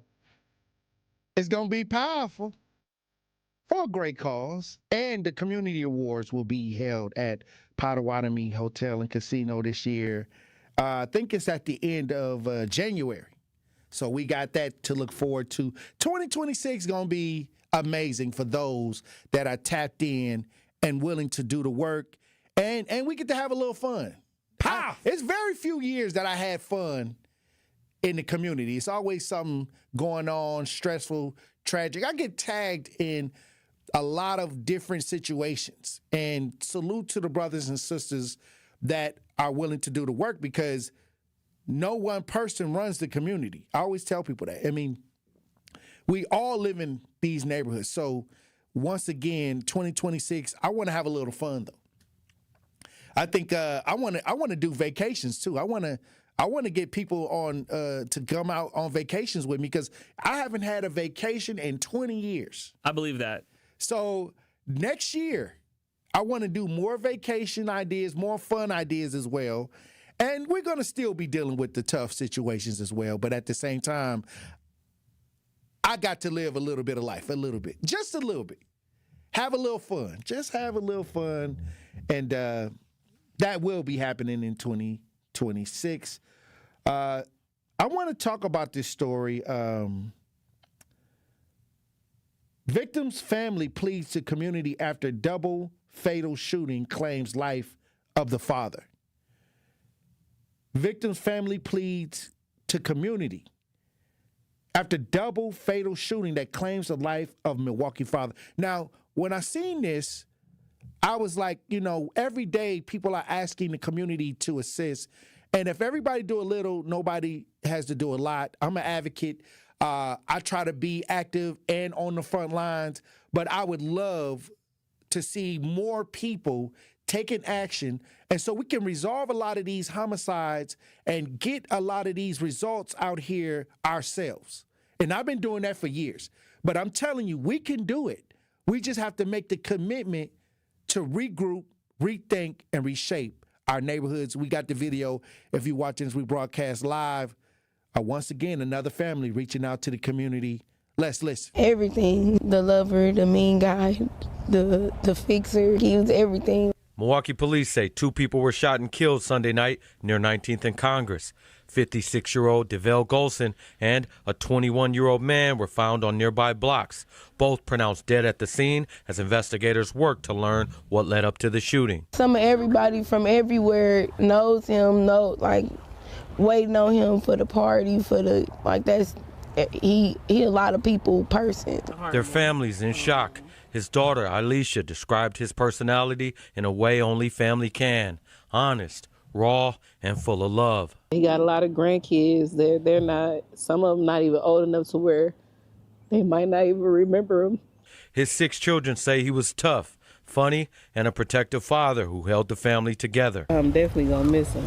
The family says DeVale loved to fish, and Sunday he had been celebrating a cousin's birthday just before he was killed. He was just over there for the game, playing cards and watching the game. Now the same family he helped raise is trying to stay strong without him. Everybody had to hold on to all of us got together. That's how we always is. That's how we gonna stay. That's just how it is. One band, one sound. His partner of 40 years says it still doesn't feel real. Just gonna miss him. It just really ain't sunk in yet what happened. He was only gone for an hour. He just left. He was supposed to have been coming right back. With few answers from investigators, the family is pleading for the community's help. Please come forward. If you know something, you say something. Once again, today is this family asking for assistance. Tomorrow, it could be your family. I think that many times we have to understand that if one person, one innocent life is lost, it affects us all. It affects us in more ways than you think. A lot of people are like, well, that wasn't nobody in my family, but the danger is still in your community. And our job is to make sure that we take a certain level of understanding that these are our communities, these are our families, our neighbors, these are our friends. And if anybody's out here affecting the community in a negative way, it's our duty to get them off the street. This is our obligation to get them off the street, because they'll live to do it again to another family another day if we don't. So until we understand that we are the help that we need, we all we need, and all we have to do is make sure we have a standard. And the standard is we cannot allow harm to happen to innocent life, because one day you may need that same resource. You may reach out to the community. You may be writing me a Dear Tory Lowe letter on social media with your family involved and asking for the community to come forward with action. So let's grow to be about that action as we go deeper into this new year that's coming up. That was one of the things on my list. We got to be more about that action. We got to be more of a resource for our communities. And I'm not saying go there and cripple yourself trying to help somebody else. I mean, be able to be resourceful. Get these phones. Look up organizations that are getting the funding, that are out here saying that they need people to come through them doors because they got to fulfill certain contractual agreements. But a lot of people don't even know these resources exist. So you could be that person to let people know that these resources exist and call them and make sure that these resources follow up on what they say in that mission statement. Even if you did that, you wouldn't have to come out of pocket. Matter of fact, we didn't already came out of pocket when it came to paying taxes. Some people would say we got too many nonprofits out here. Okay? But put them to work. You don't have to injure yourself to try to help somebody else. Understand what I'm saying? This is a crucial time. And every time I see families reaching out for help, I say a week ago, they never thought it would be them on the news. They never thought that they would be on the news. Like she said, like the woman that was talking said, he was only gone for an hour. Look, tomorrow ain't promised. There's never been a better time to get things together in our communities than now. Stop all that political back and forth. Stop all of that drama. Stop all of that and start looking down the street. Start becoming a resource. Start putting together things that y'all can do in the community like cleanups. Going down the street, y'all see that single mothers the kids may need coats. Hook them up with the organization to give out coats. The kids may need food. Hook them up with organizations that give out food or food pantries and things like that. These are things that you can be a resource to do that you don't even have to come out of your pocket. Understand what I'm saying? When I say be resourceful, I don't mean go get played by somebody preying on your kindness. No, get the resource, hook it up with the person, let them do the work. Let them go around and navigate the resources, and then if they come back and say the resources never called them back, if they come back and say the resources didn't answer the phone, call Tory Lowe. Then I'm going to go tell the resource we may need to cut the funding and get another place that can answer the phone. Understand what I'm saying? These are ideas that we can do, and it's for free. Oh, Jeff in the chat. Oh, wow. He said that was his cousin. Jeff in the chat says, thank you, Tory, for that news report. Wow. Jeff says that's his cousin. Wow. And Jeff is a faithful person that listens to the show, a faithful person that's dedicated to what's going on in Truth Nation. If you need anything, if the family needs anything, let me know, Jeff. Hey, look, when we come back, we'll have more conversation, Truth Nation. Stay locked in. Don't touch that dial. The Tory Lowe Show will be right back on 1017 The Truth, The Truth app, and 1017thetruth.com. What is a DJ? Do we just play music? Maybe some are that simple. For me, I create memories that last a lifetime. I'm always thinking about how songs connect. I read the room. Every event is an open canvas, a new world. So what's a DJ when you hire me? I'm a vibe architect, a curator of euphoria, a guaranteed good time. I know you want me. Every day, not only when you're lonely. Whether you have a wedding, festival, corporate event, or any other special occasion, get your free consultation with DJ Remaniac today. Trailblazer.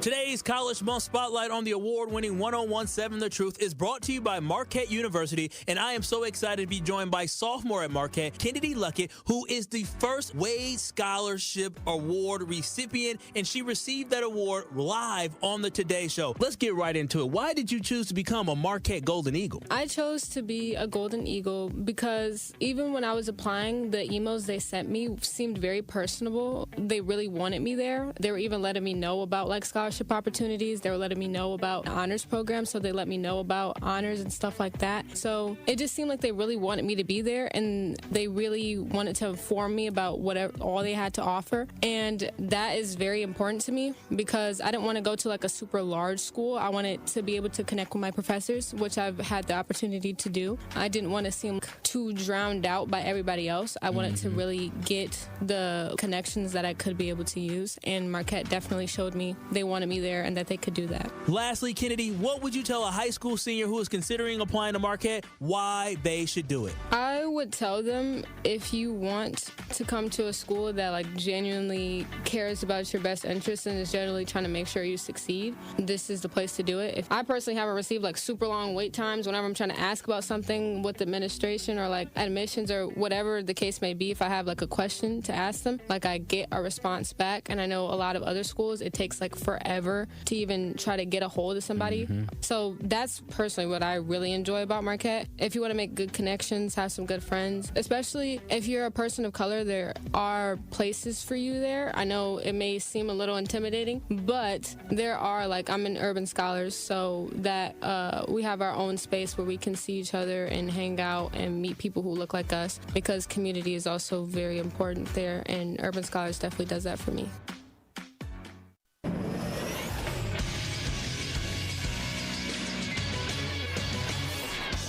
This Associated Bank Sports Center update on 101.7 The Truth is powered by ESPN Milwaukee. I'm Andrew Zimmel. The Milwaukee Bucks lost 118-106 on the road to the Cleveland Cavaliers Monday night. Giannis Antetokounmpo was limited to 14 minutes after leaving the game with a groin strain. The Greek Freak was undergoing an MRI today to see the severity of the injury.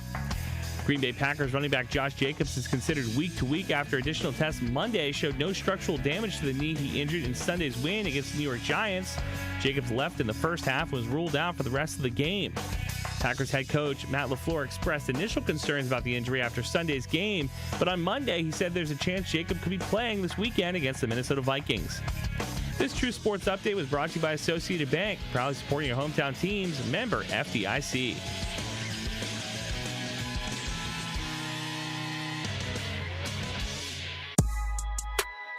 This is the Tory Lowe Show on 101.7 The Truth app, and 1017thetruth.com.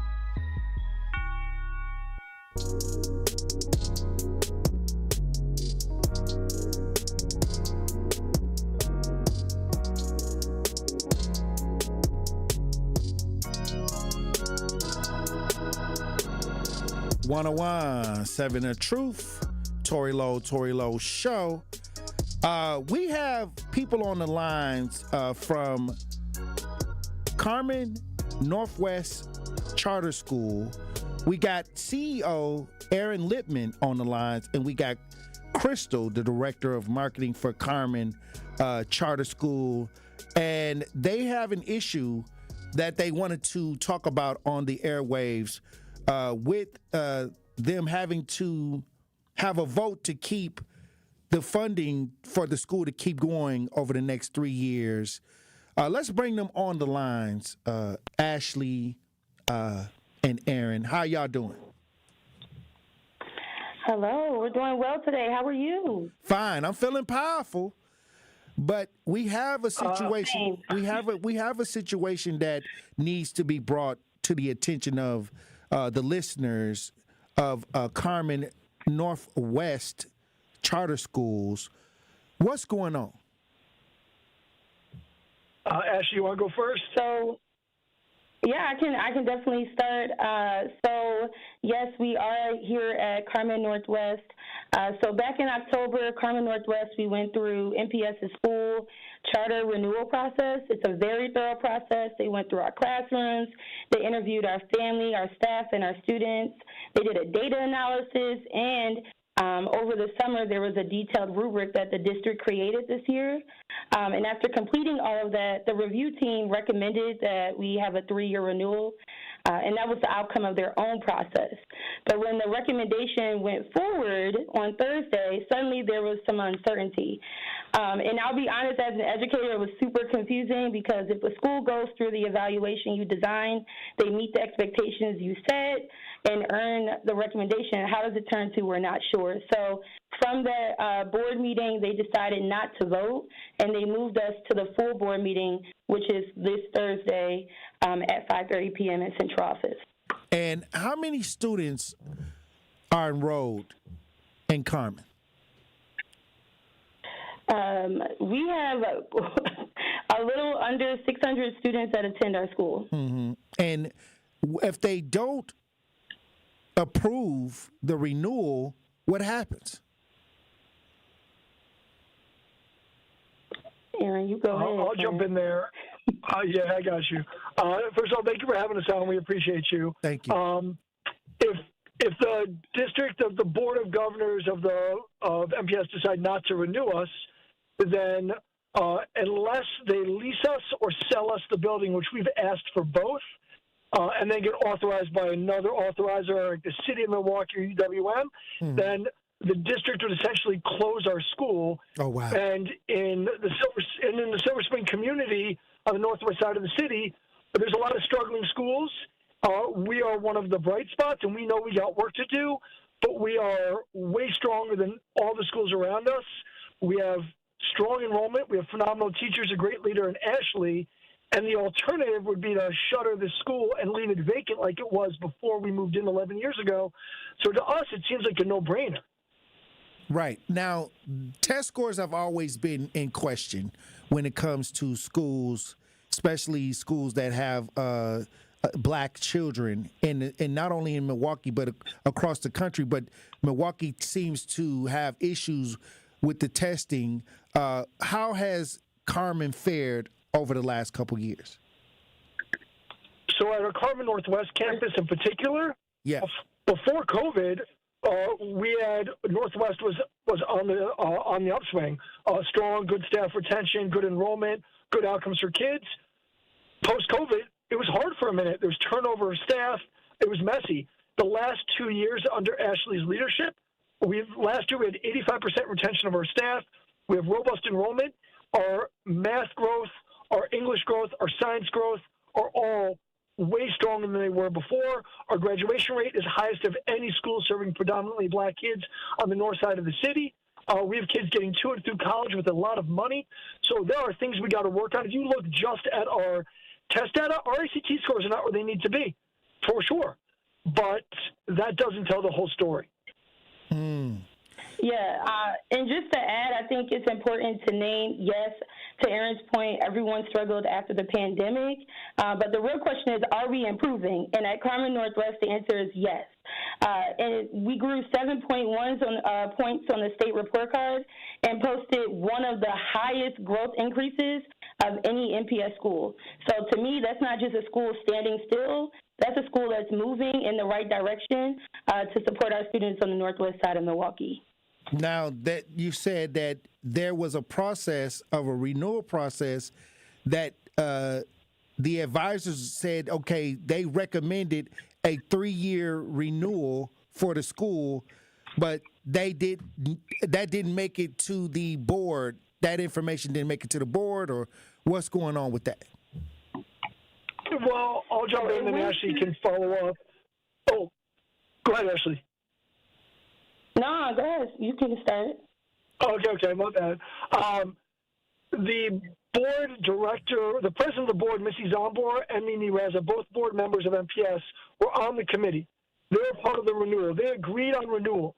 Then the district brought that to the board at last week's meeting, and that included our full application, the scorecard with the recommendation for renewal, and we expected that they were going to vote for the full board this Thursday to renew us.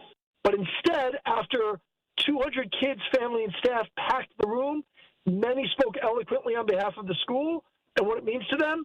The board chair, Missy Zombo, who had voted in favor of renewal, did a 180 and said, no, I don't know that the test scores validate them being renewed, then showed an inaccurate data point, and then there's debate among the committee basically saying, we're not sure it should be renewed. All of that was a huge surprise to us. Oh, wow.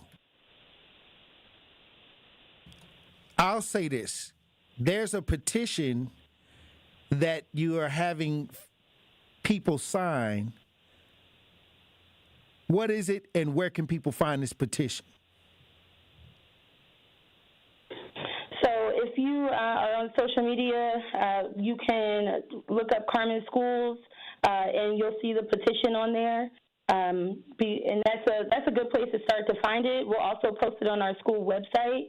And if you if you look on Facebook and type in Carmen, I'm sure you'll find it, because a lot of people are sharing it right now, because we consider ourselves a community hub. A lot of people care about our students. A lot of people, we have a lot of partners that are working with us to make sure we're doing right by our students. So this is not just about a test score. It's about doing what's right for the future change makers of Milwaukee. So it's being shared everywhere. If you can't find it, let me know, and I will personally send it to you as well, Tory. No, I have the link. I got the link. So I think you sent me the link. I just wanted the community to know, and I needed you to let them understand from your point of view how they can get involved. Yeah, and if you want to be involved, And even if you want to stop by, we can support you in doing it here as well. We have an open door policy, so come on down if you want to see Carmen and learn more about our space. And I also see the questions in the chat. How many students graduate from Carmen? 80% of our students graduate and go to college. So we're doing real work here. There's the gathering on November 20th at 5:30 at MPS Central Office, 5225 West Valete Street. Elaborate on how the community can get involved in that. We need everyone to show up. We need them to know it's not just about our students, it's not just about our families, but the community cares about investing in schools on the north side that want to do right by our kids and prepare them for future success, whatever that looks like for them. While, yes, we want them to go to college, we're going to prepare you for whatever it is that you're stepping into. So by showing up, you're standing for that. And if you can't make it, you can join on the YouTube page. And the board streams all of their meetings, or you can even just send a letter to your board member and let them know, hey, I'm in support of Carmen and what they're doing on their campus. Well, I appreciate you, Ashley and Aaron, for coming through today to speak on the behalf of Carmen. And many times we don't know these things are going on. And I thank you for reaching out and letting me understand that this is a school that's improving in the numbers and has a 80% graduation rate. And when you talk about having schools that are effective and they're being kind of challenged on, being or threatened to be shut down, this is important information for people to know.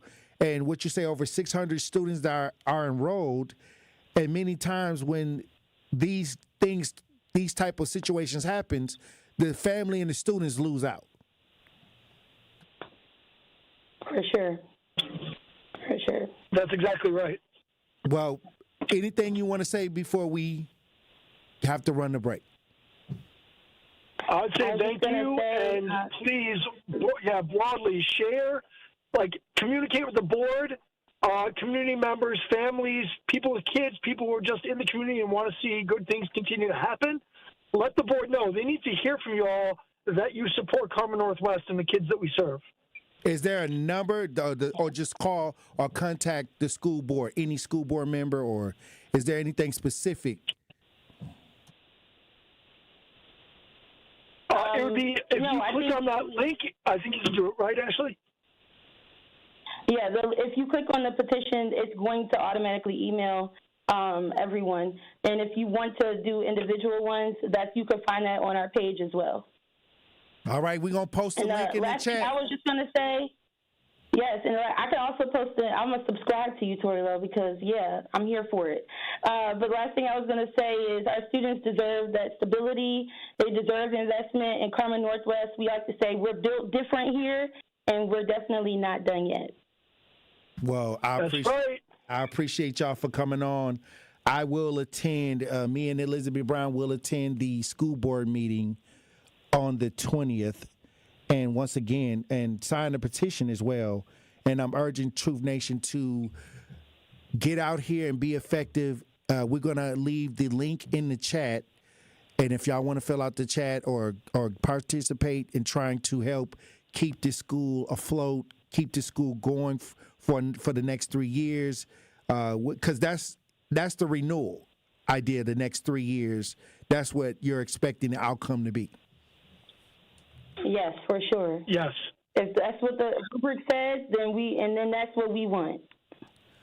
All right. Well, we're going to get to work on this, and hopefully we don't lose another charter school that's actually trying to improve the lives of the children in the community. And we appreciate you for coming on and discussing this, and we wish for the best outcome. Yes, thank you so much for allowing us. God bless you. And we appreciate you. When we come back, Truth Nation, we'll have more conversation. Stay locked in. Don't touch that dial. The Tory Lowe Show will be right back on 1017 The Truth, The Truth app, and 1017thetruth.com. going to say something. I'm a conservative, as you know. I might not agree with you all the time, but even when I don't agree with you, you crack me up. And the other guy, he just pretend conservative all day. And you do make me think. But when you do better than anyone, you think on your feet. Now that was a compliment coming from somebody who is as Trump-loving as he is, that can appreciate what we do here. Listen to The Truth with Sherwin Hughes, weekdays from 9 a.m. to 12 p.m. It's 101.7 The Truth. Dr. Ken Harris for Pella Windows and Doors of Wisconsin. Sometimes teams take a timeout to regroup and call the right play. When it comes to your home, Gina Della and her team at Pella Windows and Doors of Wisconsin always have the winning game plan. Check out the championship caliber play call this month. A whole house of beautiful, new, energy-efficient Pella windows for as low as $297 a month. And get this, 0% interest for up to 6 years. That's like running a drive that keeps moving the chains with no penalties and no interest. And I can tell you from my experience, Pella Windows actually stop the drafts. You'll stay comfortable no matter how cold it gets outside. Think about it. Energy savings, comfort, and a great monthly payment you can actually manage. That's why I trust Pella Windows and Doors of Wisconsin, and why this is the right time to make your move. Call today and schedule your free consultation at PellaWI.com. Certain restrictions apply. Ends 11/30 of 2025. Ready to buy your first house, move into your forever home, or simply refinance? At Associated Bank, they've got you. With the right lending plan and guidance, you can achieve your dreams. Your financial goals are much closer than you think, and Associated Bank is excited to help you reach them. Learn more at associatedbank.com/lending or ask a banker for details. Subject to credit approval. Member FDIC, Equal Housing Lender.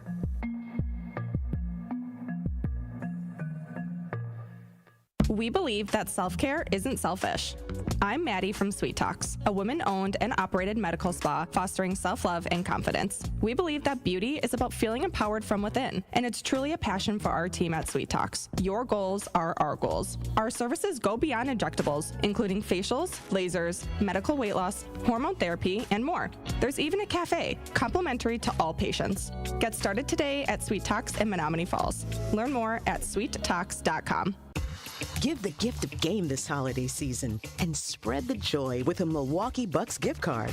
A guaranteed slam dunk for every fan on your list. Recipients can score tickets to Bucks games and other Fiserv Forum events through the Ticketmaster box office. Shop exclusive gear at the Bucks Pro Shop or get their favorite snack at Fiserv Forum's concessions. It's a big win for both you and them. To purchase a gift card, visit bucks.com/giftcards. This is the Tory Lowe Show on 101.7 The Truth, The Truth app, at 1017thetruth.com.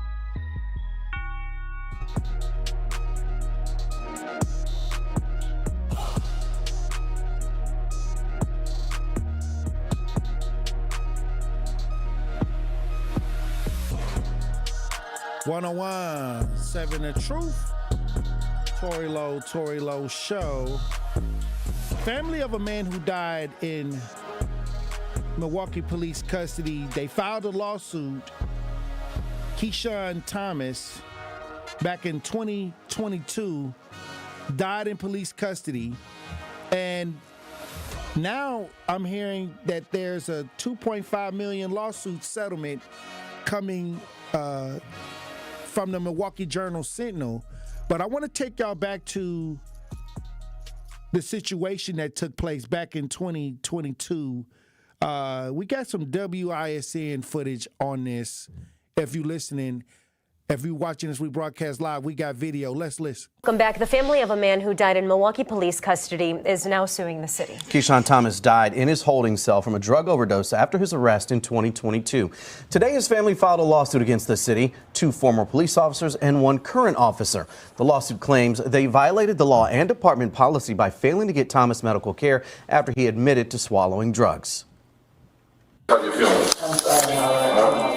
I really need to go to the hospital just to check out your vitals and all that, just to make sure that you're okay. Yeah. Prosecutors filed criminal charges against one of the three officers, Donald Krieger. He pled no contest to misconduct in office and only had to pay a $5,000 fine. Krieger retired from the department that same year. A police spokesperson says the department fired Adam Maritato. Officer Robert Lloyd is currently on leave. Another officer, Marco Lopez, pled guilty to misconduct in office for lying about doing regular wellness checks. All right, now we got it. We got it to 2025, the end of 2025. And Milwaukee is in line to pay out $2.5 million to the family of the young man that lost his life due to ingesting drugs. Didn't get the help at the time after letting them know that he had did that. Once again, officers were fined. They retired. They did what they had to do to try to. Hopefully, that how when these come up, they get a little time to resign to keep their pensions and things like that. One was criminally charged, and if approved, the settlement would cost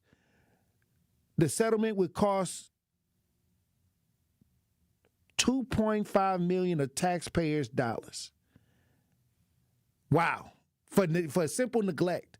Damn. And this is why I tell you, when people are in police custody, I don't know what's wrong with these officers. I don't know if they're demonic or not.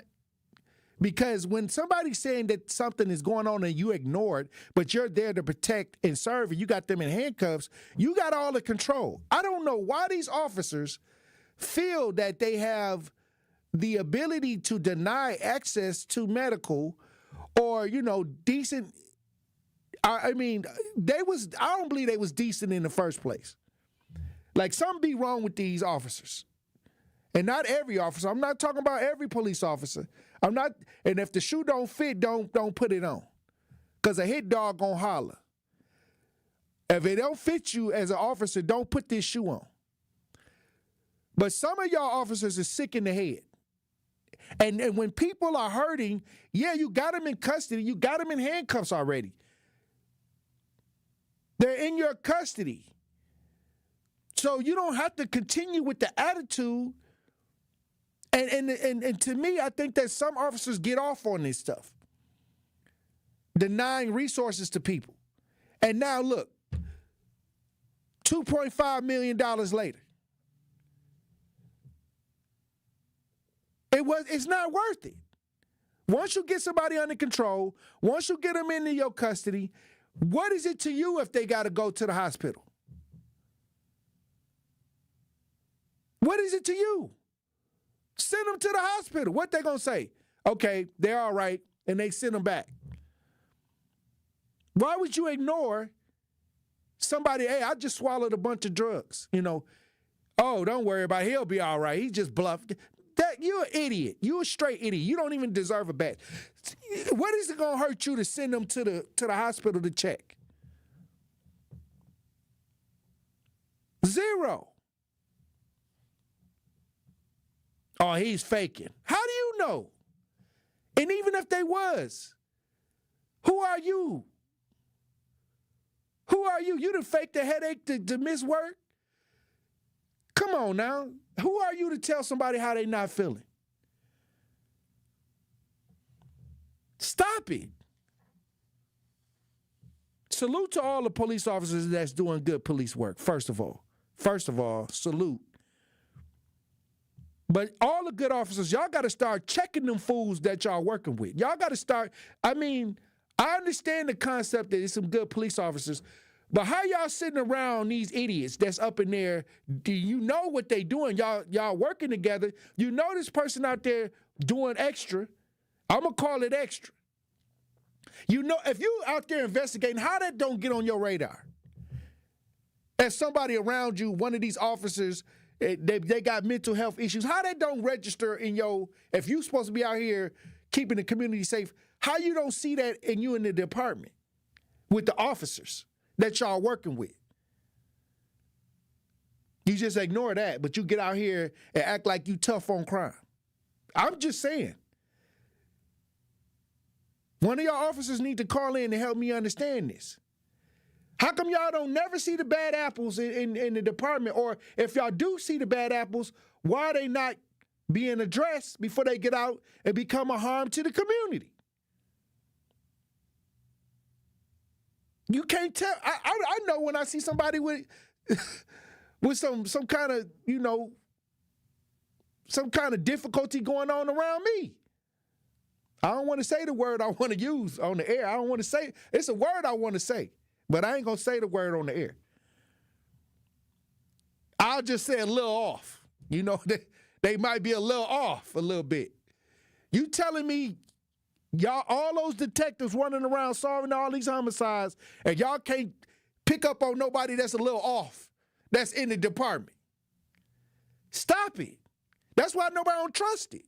That's why it ain't no trust, because the good officers ain't doing the good police work on the inside of those departments. I mean, y'all may get out here and do y'all job and put in a nice day's work and have some good police work out on the street. But then these bad apples emerge, and then y'all wondering why y'all get caught up in the bad reputation. That's all I'm saying. I'm not against, I need the law enforcement to work right. I go after missing girls. I put my life at risk all the time. I need police officers that have the mindset to really make some real changes. I talk to them. Matter of fact, when I'm out here, we talk. I talk to the officers. Hey, Tory, we thank you for what you're doing. I say thank you for what you're doing. It's nothing personal. But when you got officers that's out here going rogue, not going by the book, using stereotypes, I call them a little off, acting a little off, weirdo type officers. We got to start calling these people out. I need the relationship between law enforcement and advocacy to work. So it may seem like I'm a little aggressive, but I'm putting my life on the line too. I put my life on the line too. Y'all got more protections than I got. I remember I asked the family, I said, how did y'all know to come to me? They said a detective told them to come. The detective that was working with the family told them to come holler at me when it came to homicides. And I said, okay, that's what's up. We both trying to solve the issue. But at the end of the day, this is why there's no trust in the community, because folks looking up from a simple, you could have took that person up to St. Joseph's or something. Y'all could have took them to Mount Sinai, St. Mary's. It's options around here. But you let them die.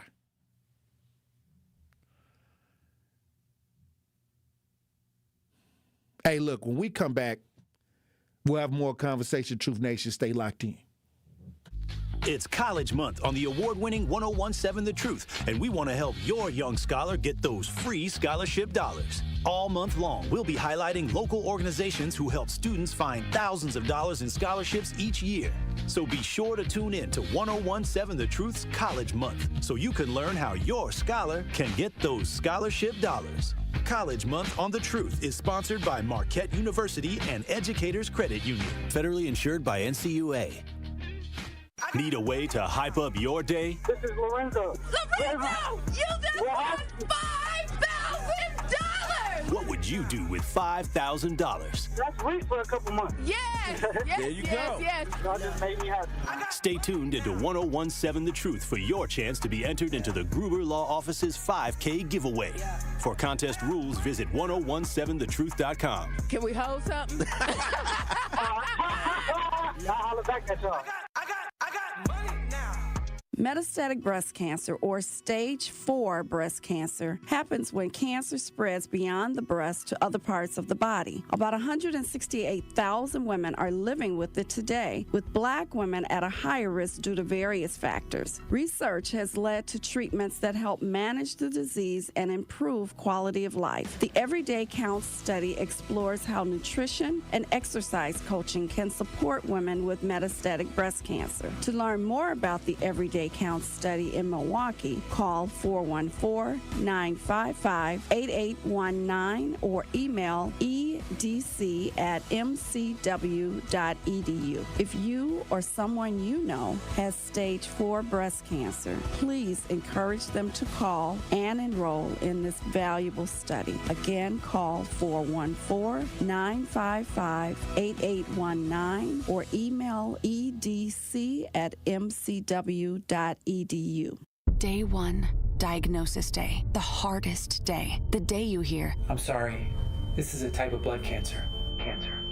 But day 1 is just one day. At the Leukemia and Lymphoma Society, we are here to help you move past day 1. On day 45, I discovered an online community who shared great tips for in-treatment care. I missed a lot of school during treatment, and LLS helped me keep up.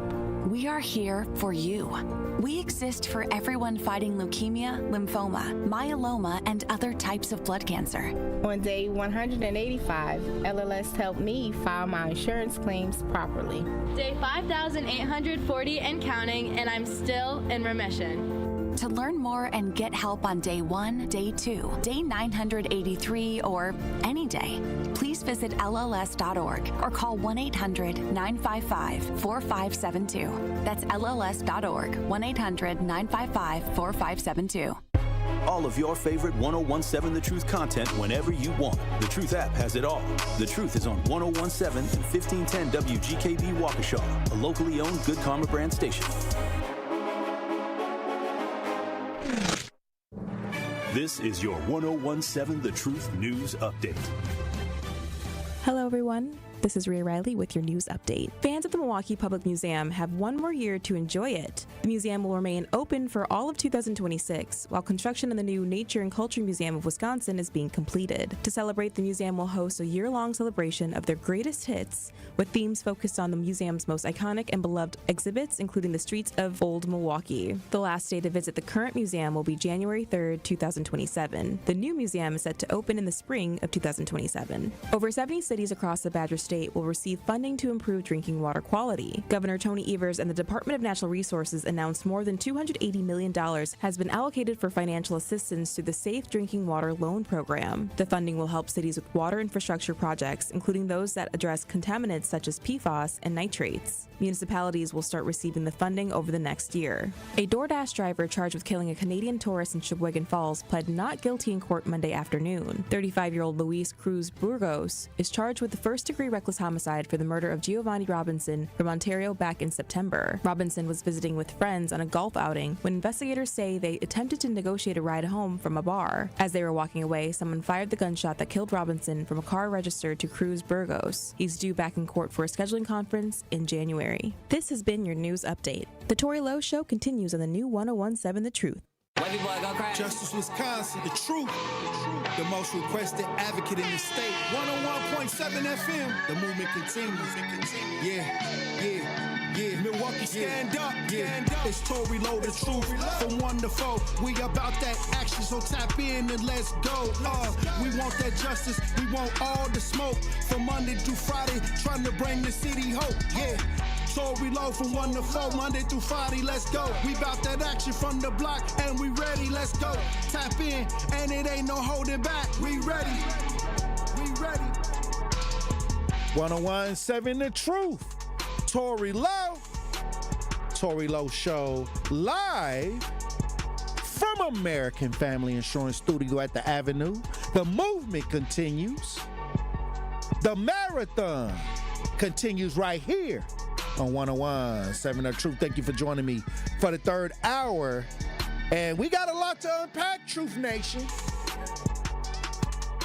Remember we talked about the story about the landlord and the tenant, and the landlord killing the tenant, then taking the woman and her baby out the house, unaliving the woman and dropping the baby off in the alley on 9th and Keith. Now, this is a lot. It's a lot to unpack. There's also another story that I don't even want to talk about this story. I mean, I'm going to talk about it, but I got to wrap my mind around it. There's 2 stories that I got to wrap my mind around that happened in this community within the last couple of days. It's this story about the landlord, and then the other story that I didn't even let Andrew know about this story yet. I'm still trying to wrap my mind around it. About the CNA, what happened at the nursing home. What she did to that man at the nursing home in the bathroom. I just saw that video yesterday. For those that's paying attention about what's going on with that CNA, I needed time to I need my mind to relax a little bit. I can't put the tenant and the landlord story together with the CNA and the man at the nursing home. I can't put it all together at one time. I got to break it into pieces.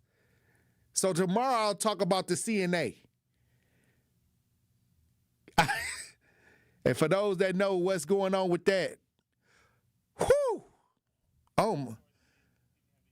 Nah, it's got video, but it's not mainstream yet. I saw the video online. It's not on the news. I haven't seen a news article about it. I saw the raw video from it, from the cell phone, that somebody caught the cell phone. And when, she didn't see him, but they was recording it. Up in the nursing home, the CNA that got arrested for raping one of the clients. We gonna talk about that tomorrow. My brain I can't mix it. I can't mix this one because this is a lot.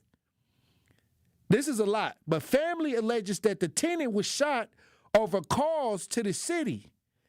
The landlord now charged with 2 murders. City records show before the landlord killed the tenant that the tenant complained to the Milwaukee Department of Neighborhood Services about the apartment he rented, and they saying he was unalive for filing a complaint against the landlord.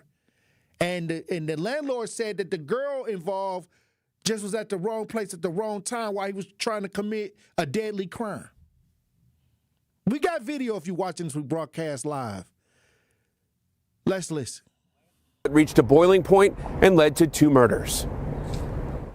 A single flower and a bottle of liquor perched on the porch of the home of Kevin Griffin, the memorial for Griffin's tenant, Terrence Wilder, and Anaya Raymond, who prosecutors say Griffin killed.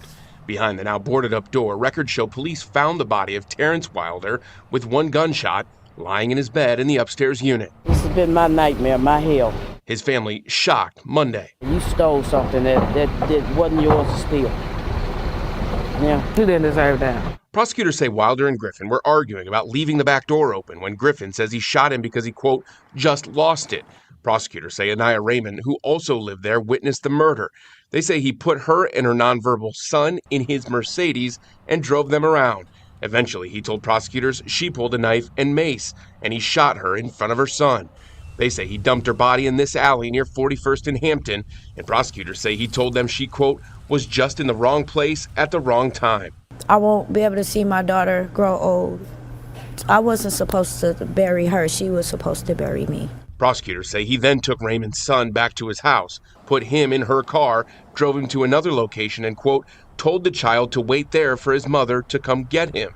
Police found the boy hours later. Records show Griffin was in the process of evicting Wilder, alleging he moved others in not on the lease or paying rent. Wilder complained to the city, saying he didn't have hot water for 2 months. He was upset because Terrence called the city on him. Do you think this was retaliation for that? Yes, I do. City records show inspectors ordered Griffin to fix leaking faucets, fix a drain, and a porch door, which none appear to have been fixed at the time the landlord is charged with taking the lives of 2 people living above him. James Griffin is being held on a $500,000. Okay, so, and I deal with landlord-tenant situations all the time. And I tell them to call the Department of Neighborhood Services to make a complaint. He said he didn't have running water. Okay, so it's a rent abatement program with community advocates that you got to go through if you want to hold back paying the rent. So if he called the Department of Neighborhood Services, I would love to know, did he have the abatement program going and it was being held, or was he just not paying? Now, when you have an issue with a landlord, you cannot not pay the rent because now you lose all your tenant rights because you defaulted on paying the rent. I always tell people, I know you may be upset. I know you may not like the condition, but if you call the Department of Neighborhood Services, they come and do an evaluation. Then they make the report to community advocates. They can hold the money. You pay a third party to hold the money, and then the landlord won't get that money until he resolves the situation. That's how it's supposed to go. But he shot him because he was making complaints and probably going through the process, and an eviction for not paying the rent, because even though you may be upset, the moment you get past the grace period, and some landlords have grace periods where maybe the rent is due on the 1st, but they give you to the 5th to pay it. Maybe after the 5th, then they'll start the eviction process. Well, let's say the landlord is a slumlord and he don't get his money, then he can immediately file for an eviction on you to get you out. And many times if you got a disagreement and you holding back the money because he ain't doing you right, he gets the upper hand to kick you out because you got to know the process to hold the money back. And don't wait till the 1st of the month to do it. I always say, when you notice it's a problem, start the process right away. Don't wait till the 1st of the month. Hey, I want my money. You ain't getting your money because the water ain't fixed, because this ain't fixed, because I don't like that. I got infestation. That's not the right time to argue that. The right time to argue that is, let's say you pay the rent, you have these issues, you start working your way through the process, and then by the time the next month roll around, you pay the third party. It's already there. Here we go. You already done got through a lot of the process, and now they ain't getting their money. And in this case, this landlord took actions into his own hands. Now, back in, I think, 2019, I got a call that a landlord or the landlord paid somebody, or the landlord family shot up a tenant's house because they wouldn't get out. And it was a back alleyway, so they didn't have to come from the front way to shoot the house up. And I think this made the Milwaukee Journal. But they came through the back where the alley was and shot up the house because the tenant wouldn't leave. So I had to deal with that kind of stuff. And nobody died. But at the same time, it could get aggressive out here, and it could get real ignorant. I call it ignorant when, where the temperatures boil to the point where it's life and death. So once again, my prayers, I want to send up prayers to this family, a tragic loss. I remember hearing about this story about the child being in the alley and the woman being unalived off of 41st and Hampton. But I never would have resulted it back to something like this, where a landlord was on the prowl for a tenant and she got caught up in the middle of all of it.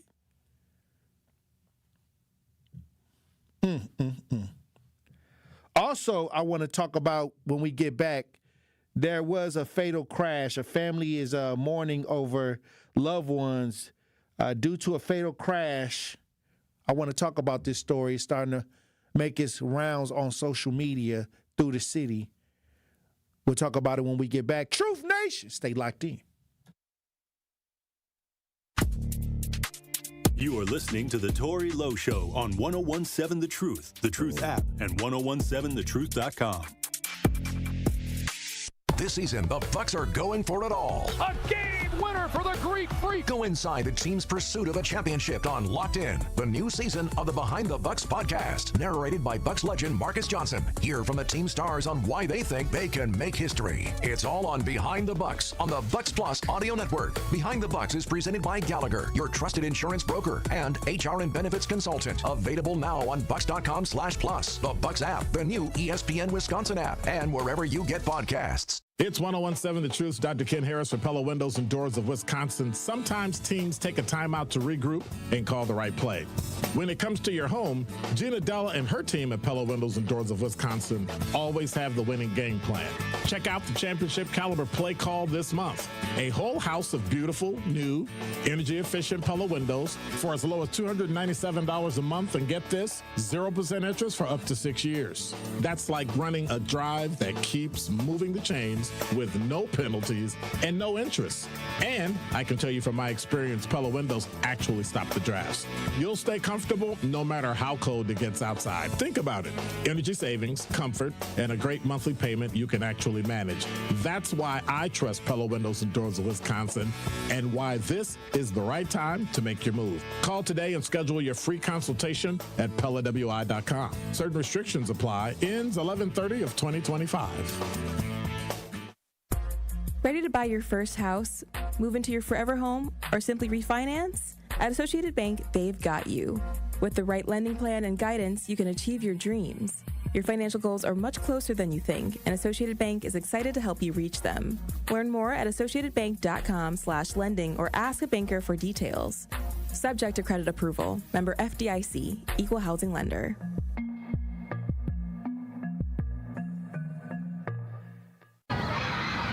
Our children deserve a real chance to make it in life, and a good education is a passport to opportunity.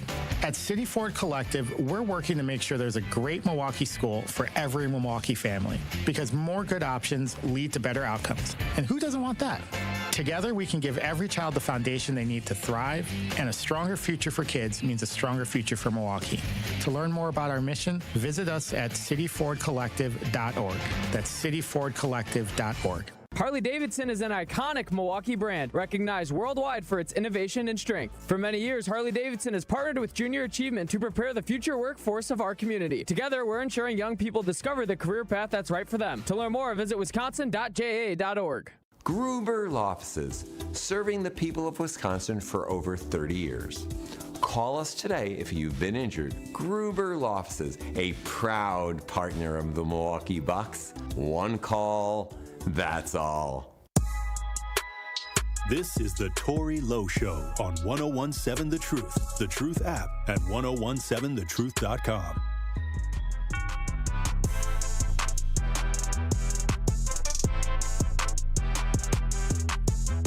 1017 The Truth, Tory Lowe Show.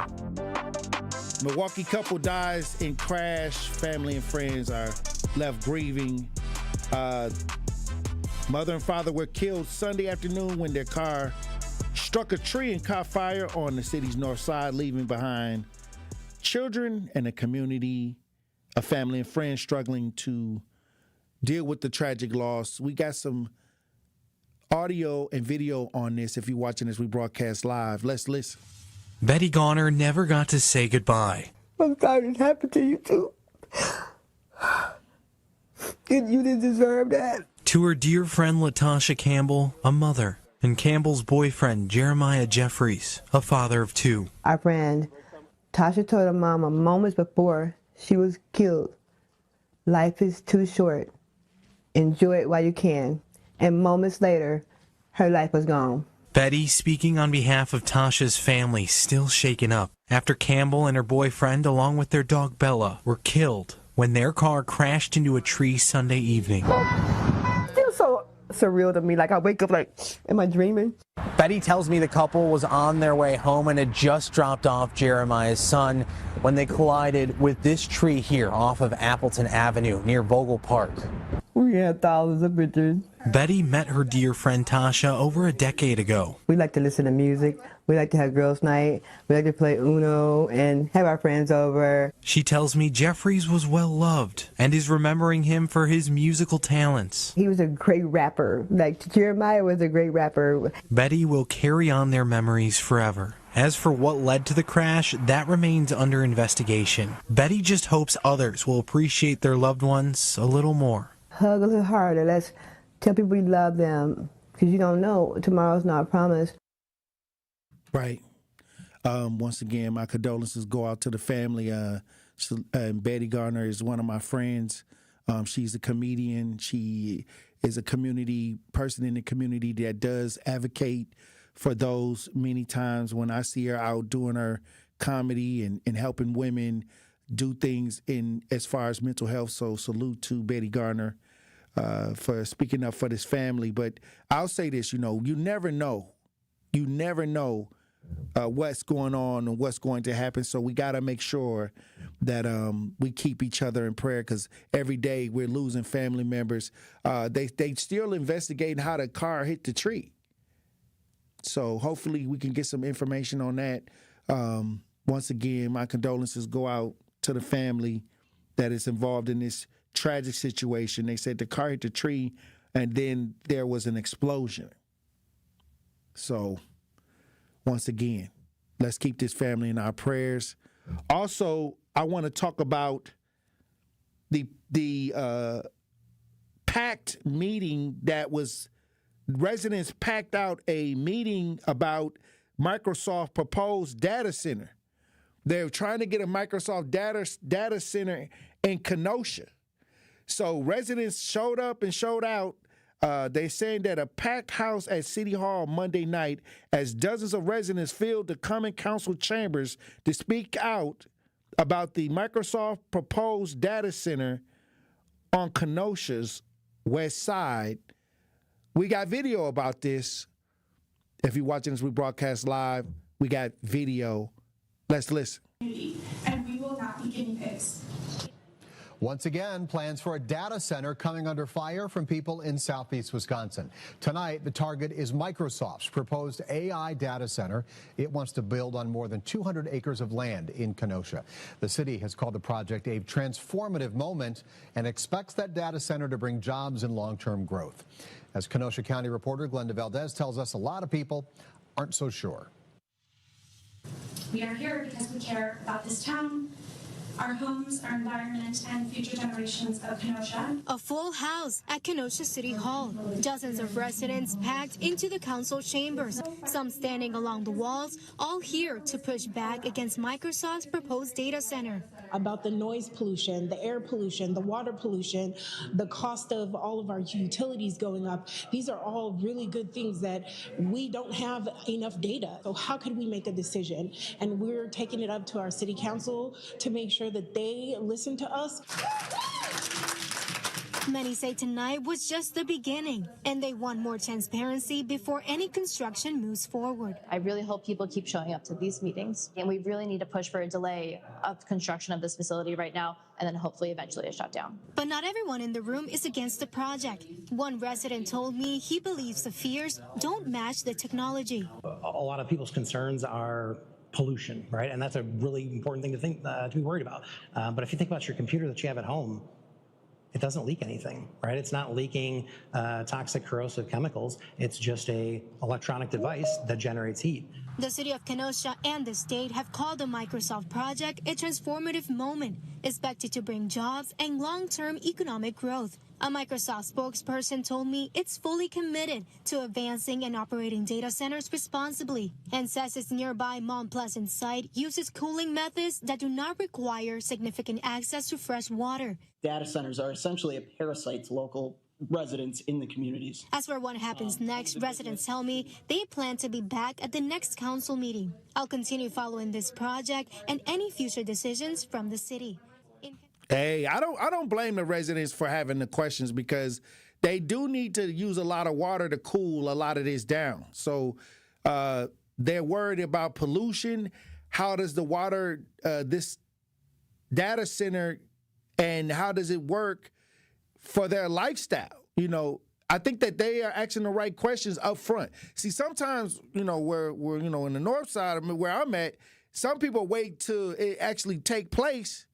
Then, what's going on? No, this is what you're supposed to be doing. You're supposed to be in front of it, way ahead before the ink dry, before they finally sign off on it.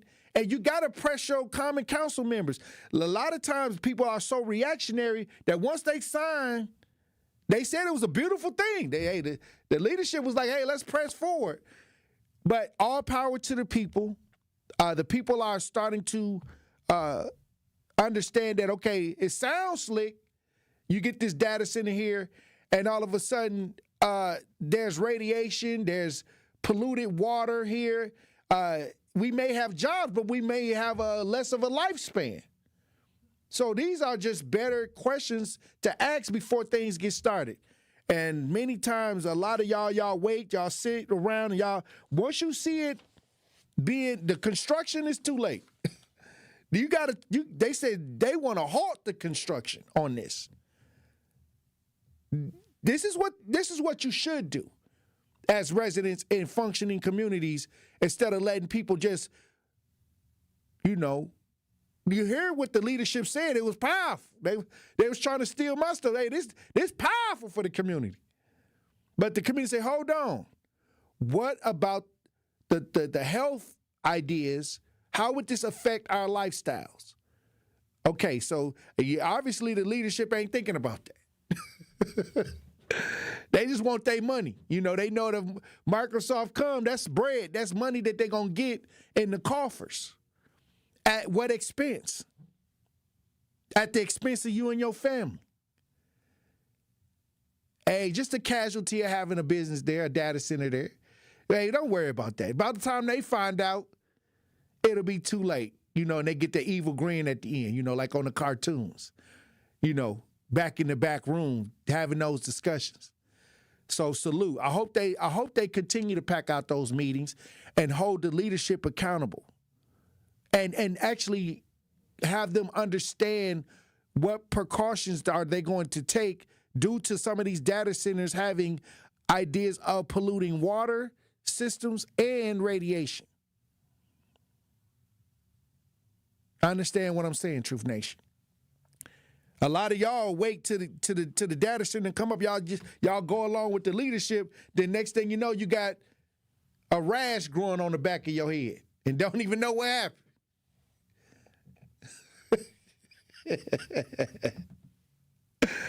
Hey, you might get a good job. You might get some health care benefits, but hey, if ain't nobody gonna last 20 years, is it worth it?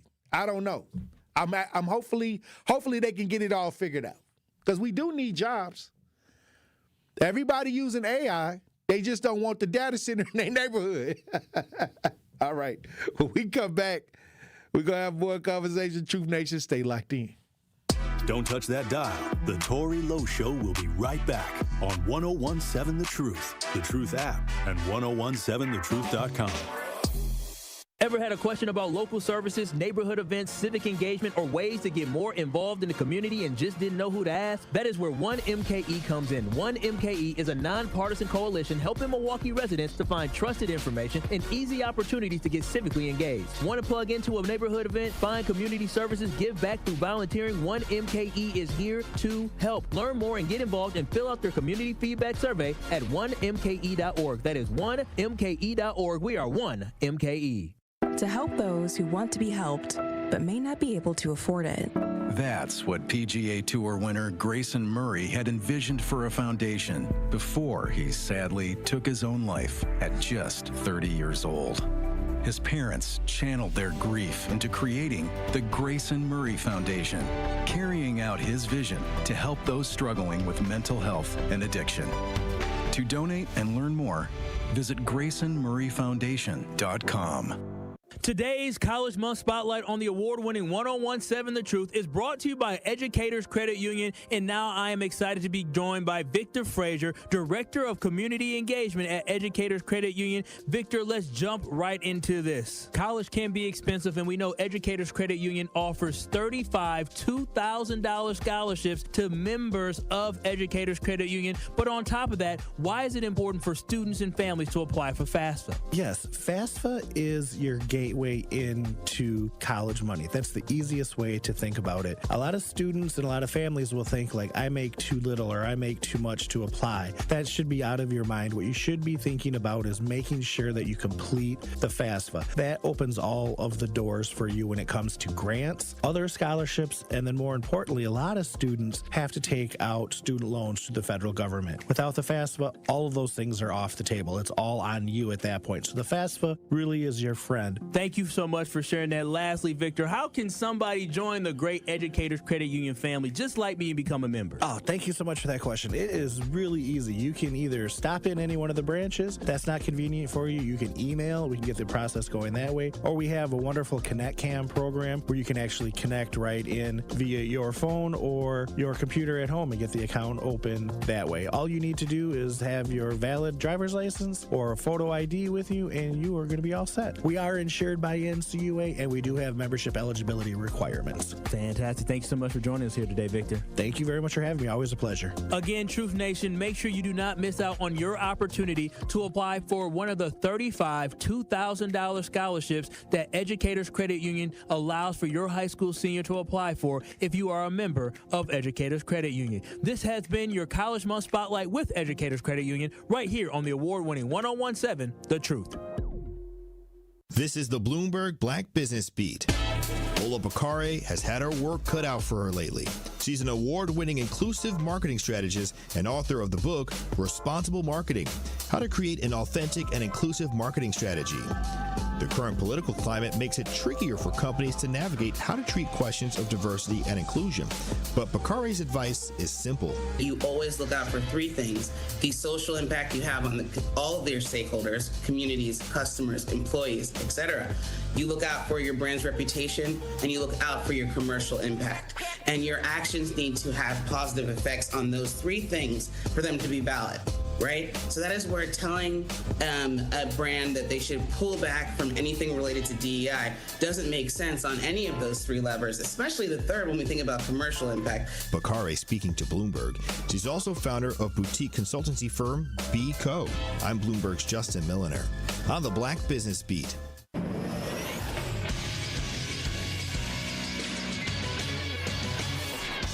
This Associated Bank Sports Center update on 1017 The Truth is powered by ESPN Milwaukee. I'm Andrew Zimmel. The Milwaukee Bucks lost 118-106 on the road to the Cleveland Cavaliers Monday night. Giannis Antetokounmpo was limited to 14 minutes after leaving the game with a groin strain. The Greek Freak was undergoing an MRI today to see the severity of the injury.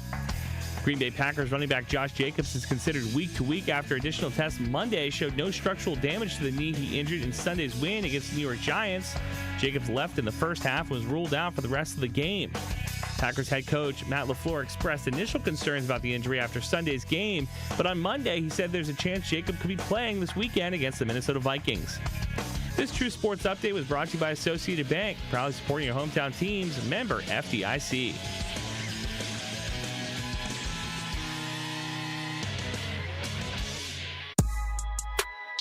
This is the Tory Lowe Show on 1017 The Truth app at 1017thetruth.com.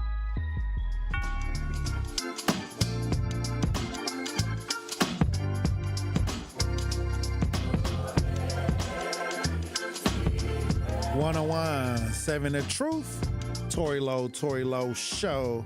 Joining me live, V-Mix advocate Arthur Elizabeth Brown. How you doing, Queen? Salute, King. All is well.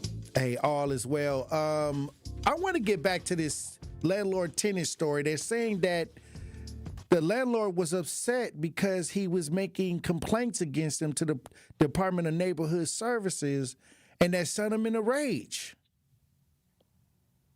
That's what they said. Absolutely. Because we said it was something more to it.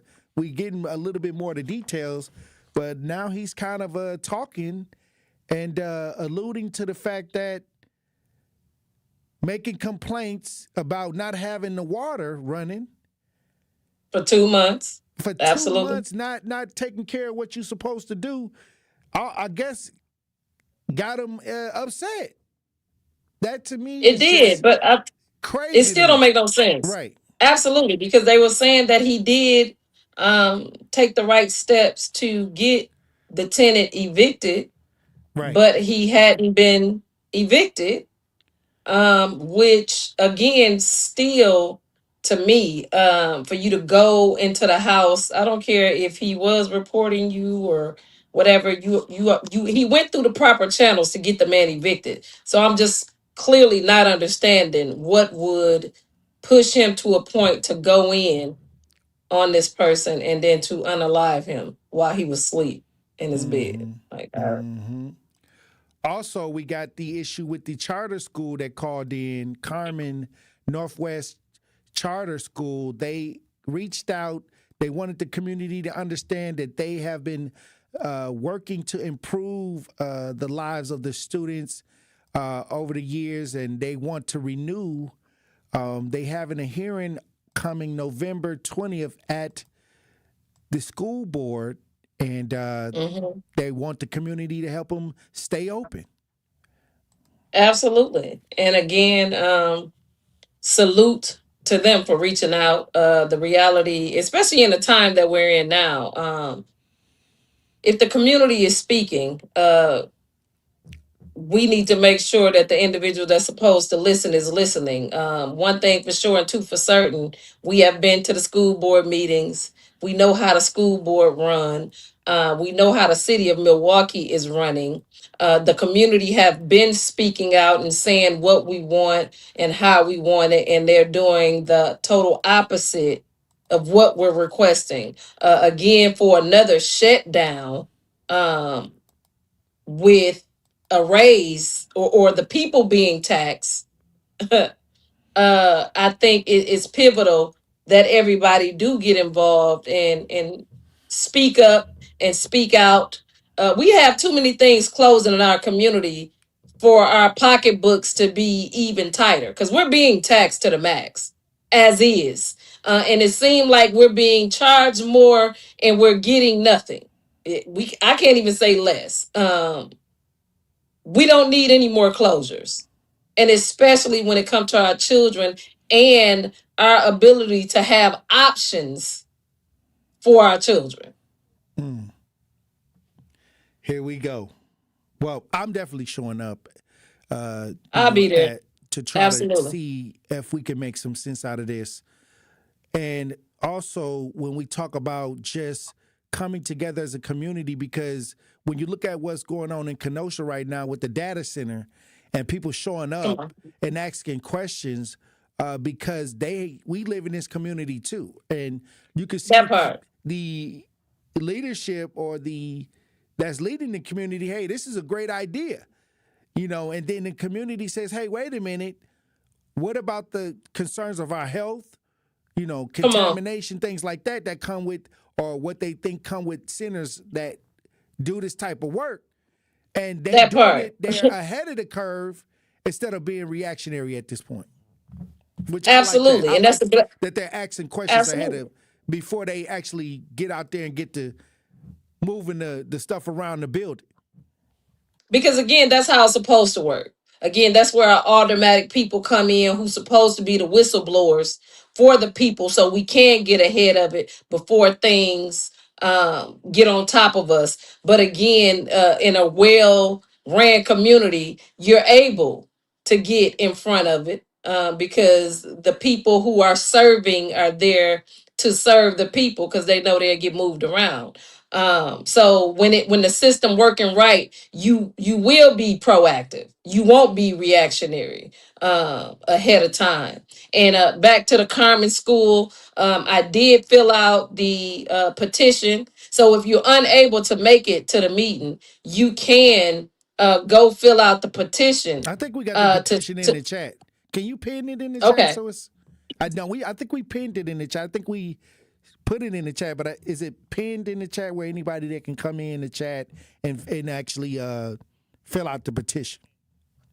Yeah, it's pinned in the chat. So if you come into the chat, 1017 The Truth, as we broadcast live, Tory Lowe Show, it's pinned in the chat. You can click on the call to action, the petition, and get involved in what's going on with Carmen Northwest Charter Schools.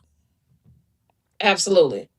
But yeah, King, that's the proper way it's supposed to work with the people in Kenosha, to get out there to ask questions, because we know that they really don't care about, what's going on with the community, our health and concerns like that when these big conglomerates get a chance to come in, because money is being kicked back to make certain things happen. And there's always collateral damage, and it always seems to be the people who wind up serving that pound of flesh. when I tell people that you got to keep your eyes open, keep your head on a swivel, that's not just crossing the street. That's when they making deals. That when people who you don't understand or know what they do on your behalf, they don't carry your concerns. So you have to make sure that they don't take the lead when you can't identify if this person does carry the true concerns. And if you don't know that, chances are they don't. That part. If you're Absolutely. not sure and you can't name nothing they doing to your best interest, chances are they don't. You on the menu. Right. You're being served as the main course meal. And it's in your greater good to know better. So much going on. Also, we had a conversation about a couple that hit a tree, family, speaking out to the community with this situation. Once again, another couple, another man and woman lost their lives Sunday. Hit a tree, car exploded, and a salute to Betty Garner for speaking out on the behalf of this family. But this is something that we see every day where just regular citizens are passing away in the city. And this is why we have to, this year more than ever coming up, be more on the front lines, more active, because we never know, what you can never happen. know. We expect to live and make it throughout the year. But at the same time, this is why we have to come together. We have to fix the village and make sure that our village is prepared for whatever to happen and make it a better place for us. And like I said, this is only going to happen if we, like you said, form Voltron. Absolutely. We definitely have to make sure because at this point, we can tell that our village is sick. We have our own ailments. And at the same time, like I said, the sad reality about our community is it's the house with no doors. And a lot of people are able to come in and violate. And a lot of us, do violations due to our lack of knowledge on what's really going on. We're easily misled. And a lot of us is going for the or buck dancing for the butter biscuits in the short term turnaround. But the reality of it is it's a new day. A new day is dawning. A lot of us, those of us, the majority of us that's willing to get up and be about that action.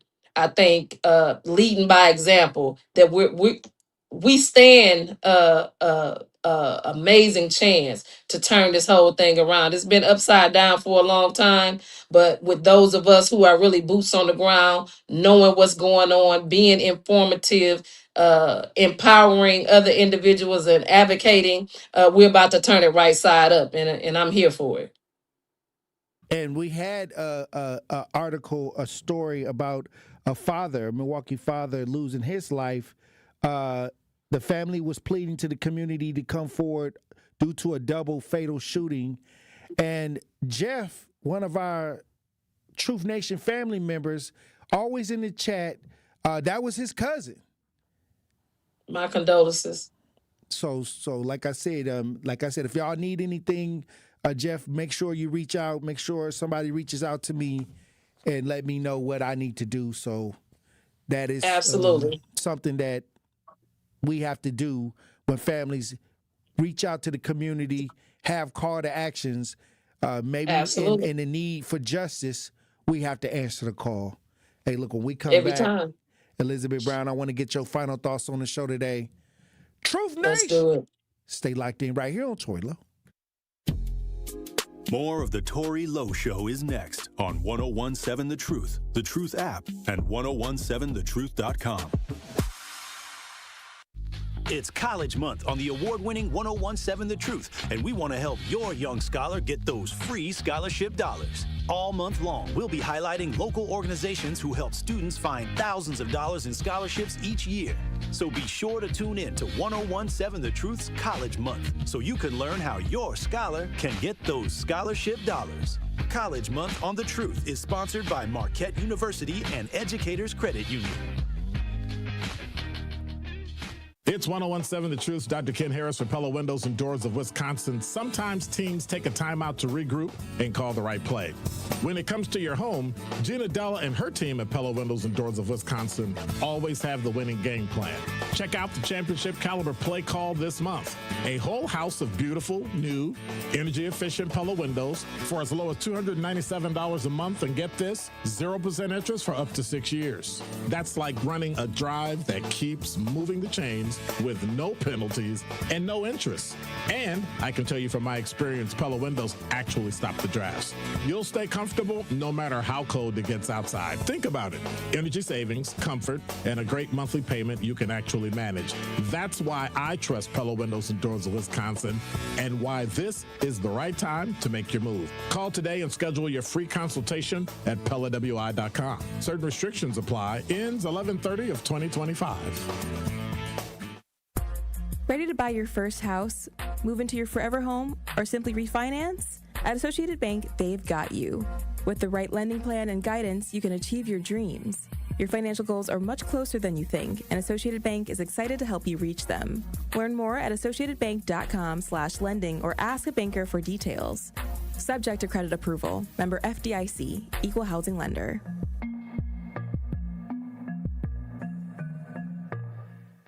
Experience, knowledge, results. That's what really matters when you need help after a serious truck accident. You'll need a lawyer experienced in fighting and winning for people just like you. Gruber Law Offices has the resources, strong track record of success, and a team of experienced lawyers to take care of your needs. We've successfully helped people injured in big truck accidents for more than 35 years. Gruber Law Offices. One call, that's all. Your big night deserves more than just music. Prom, homecoming, graduation, weddings, corporate gatherings. Every occasion deserves a soundtrack that elevates the moment. I'm Kyrie, DJ Ree Maniac Brooks, community leader and your dedicated DJ. From the very first consultation to the last track, I'll make sure every detail aligns with your vision. For more information about how you can make your event unforgettable, visit www.djreemaniac.com. That's www.djreemaniac.com. Make your event an experience with DJ Ree Maniac. This is the Tory Lowe Show on 1017 The Truth, the Truth app at 1017thetruth.com.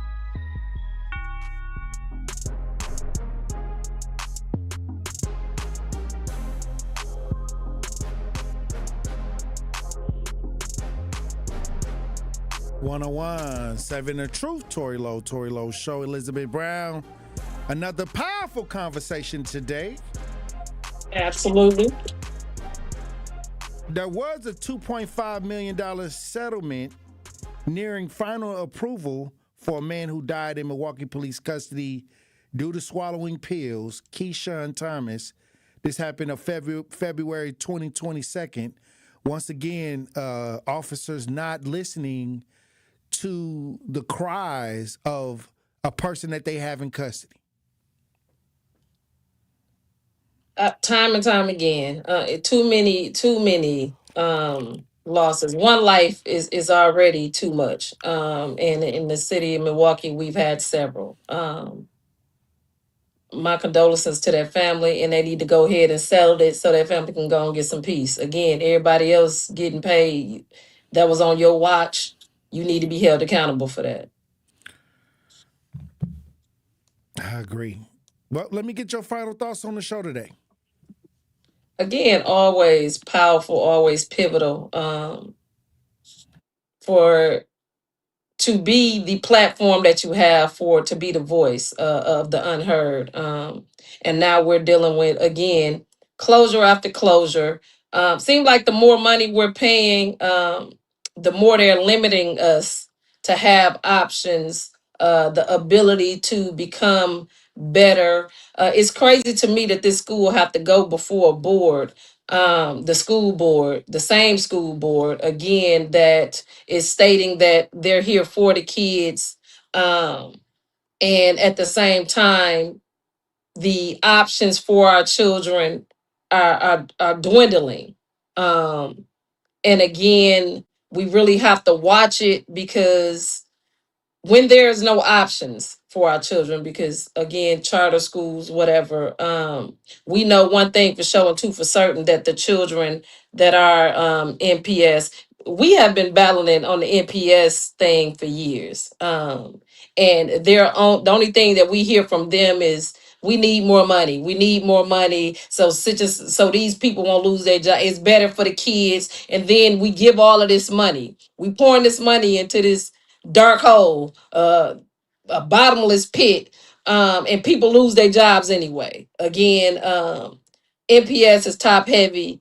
Again, we're gonna go before them for this charter school who serves Black and brown children. Again, a community is speaking out, saying that this school represents and upholds a community of children.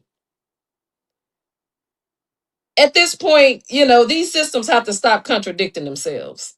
Again, I don't understand why those of us who continue to try to push forward and do the right things and be what it is that we state our children need, and we have to fight so damn hard to just stay afloat. However, I'm here for it though. So again, I will be at the school board meeting. If you have a few minutes, please fill out the petition.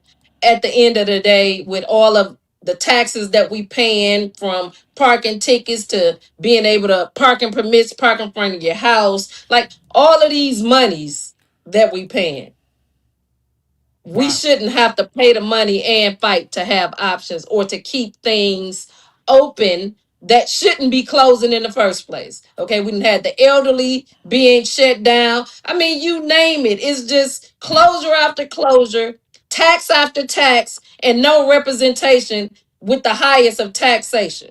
It just don't make no sense.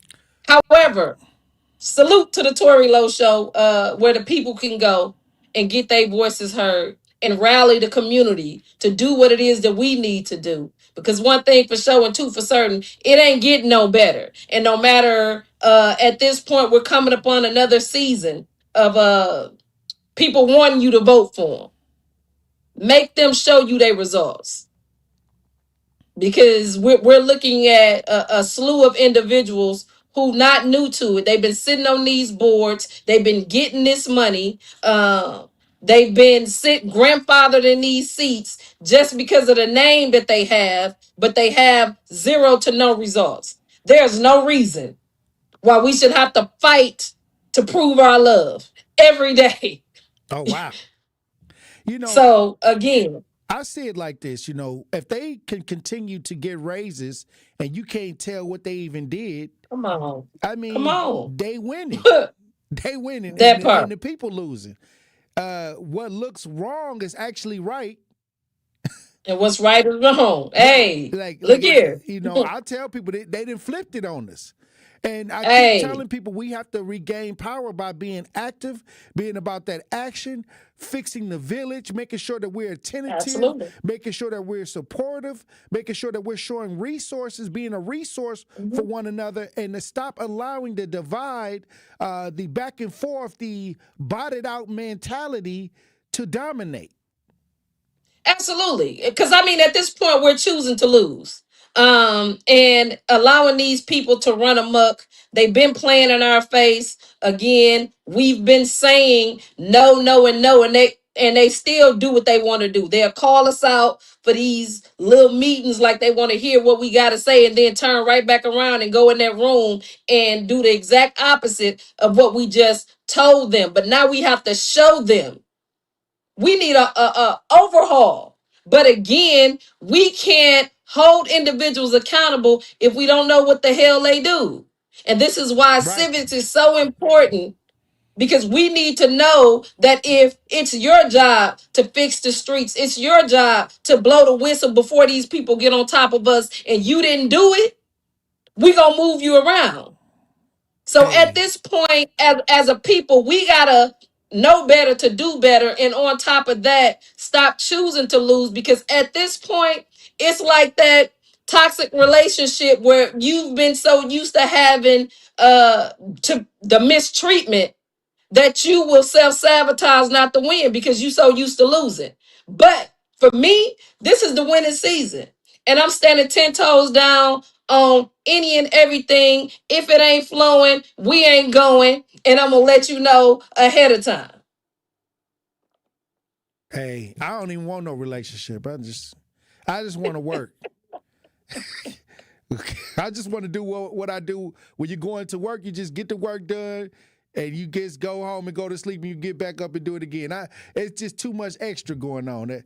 I think we need to reset. I think we need to hit the reset button and zero out what we have because it's not working and start rebuilding, regrouping, rethinking, and reshaping because a lot of times when you pushing up against something that's been there, a lot of times change moves slow.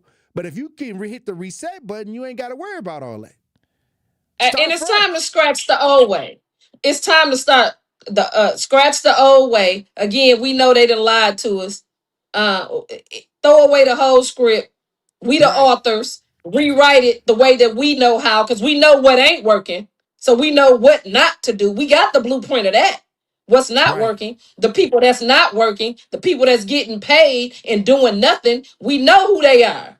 So now it's time for us to move them around or continue to get what we getting, which is absolutely nothing, more stress, no pay, and everything collapsing around us. I was trying to tell Andrew to use the that part hotkey, but he trying to look for it. I'm trying to see if we can add it to our show because I know I was on the Sherwin show the other day and he used your voice, the that part. Oh, wow. Yeah, you. Hey, AI. say less. They got you AI. I didn't even know until I was on the show with Sherwin and it said that part. That part. Hey, he ain't wrong. If I was him and he was me, I'd use me too. You know what I'm saying? It's somewhere in the high space. Yeah. That part. There we go. There you go. Okay, Andrew. But once again, we got a lot of work to do. And if everybody do a little, ain't nobody got to do a lot. And we got to stop allowing the few to do the many, what many won't do. Absolutely. Yeah. And I think that when we start understanding that we can do it, we are the ones that we've been waiting for as a team, as a group, change will happen overnight. Absolutely. And it's happening. You know, I'm already claiming it. I'm declaring it. I'm decreeing it. It's up. All 2026. We got it, King. I'm here for it. Let's get it. Hey, look, well, Queen, I appreciate you for being on the front lines as usual. And we as always, King. Hey, salute. One love. All right. All right, everybody in the chat. I see you in the chat. Another powerful chat today. Make sure you sign the petition. Make sure you get it signed. Everybody in the chat, make sure y'all get that done. Once again, we got to make sure that we are ahead of the curve instead of behind the ball. They'll be behind the ball because that's where you fall. Understand that we can take action, we can make change, and we don't have to wait. Change can happen today because once you change your mind, change have already taken place. Now you got to be about that action. Keep your head on a swivel. Green don't always mean go. And look both ways before you cross the streets. I love you. Dr. Ken Harris, I'm next. This is 1017 The Truth's Kyle Wallace, and I am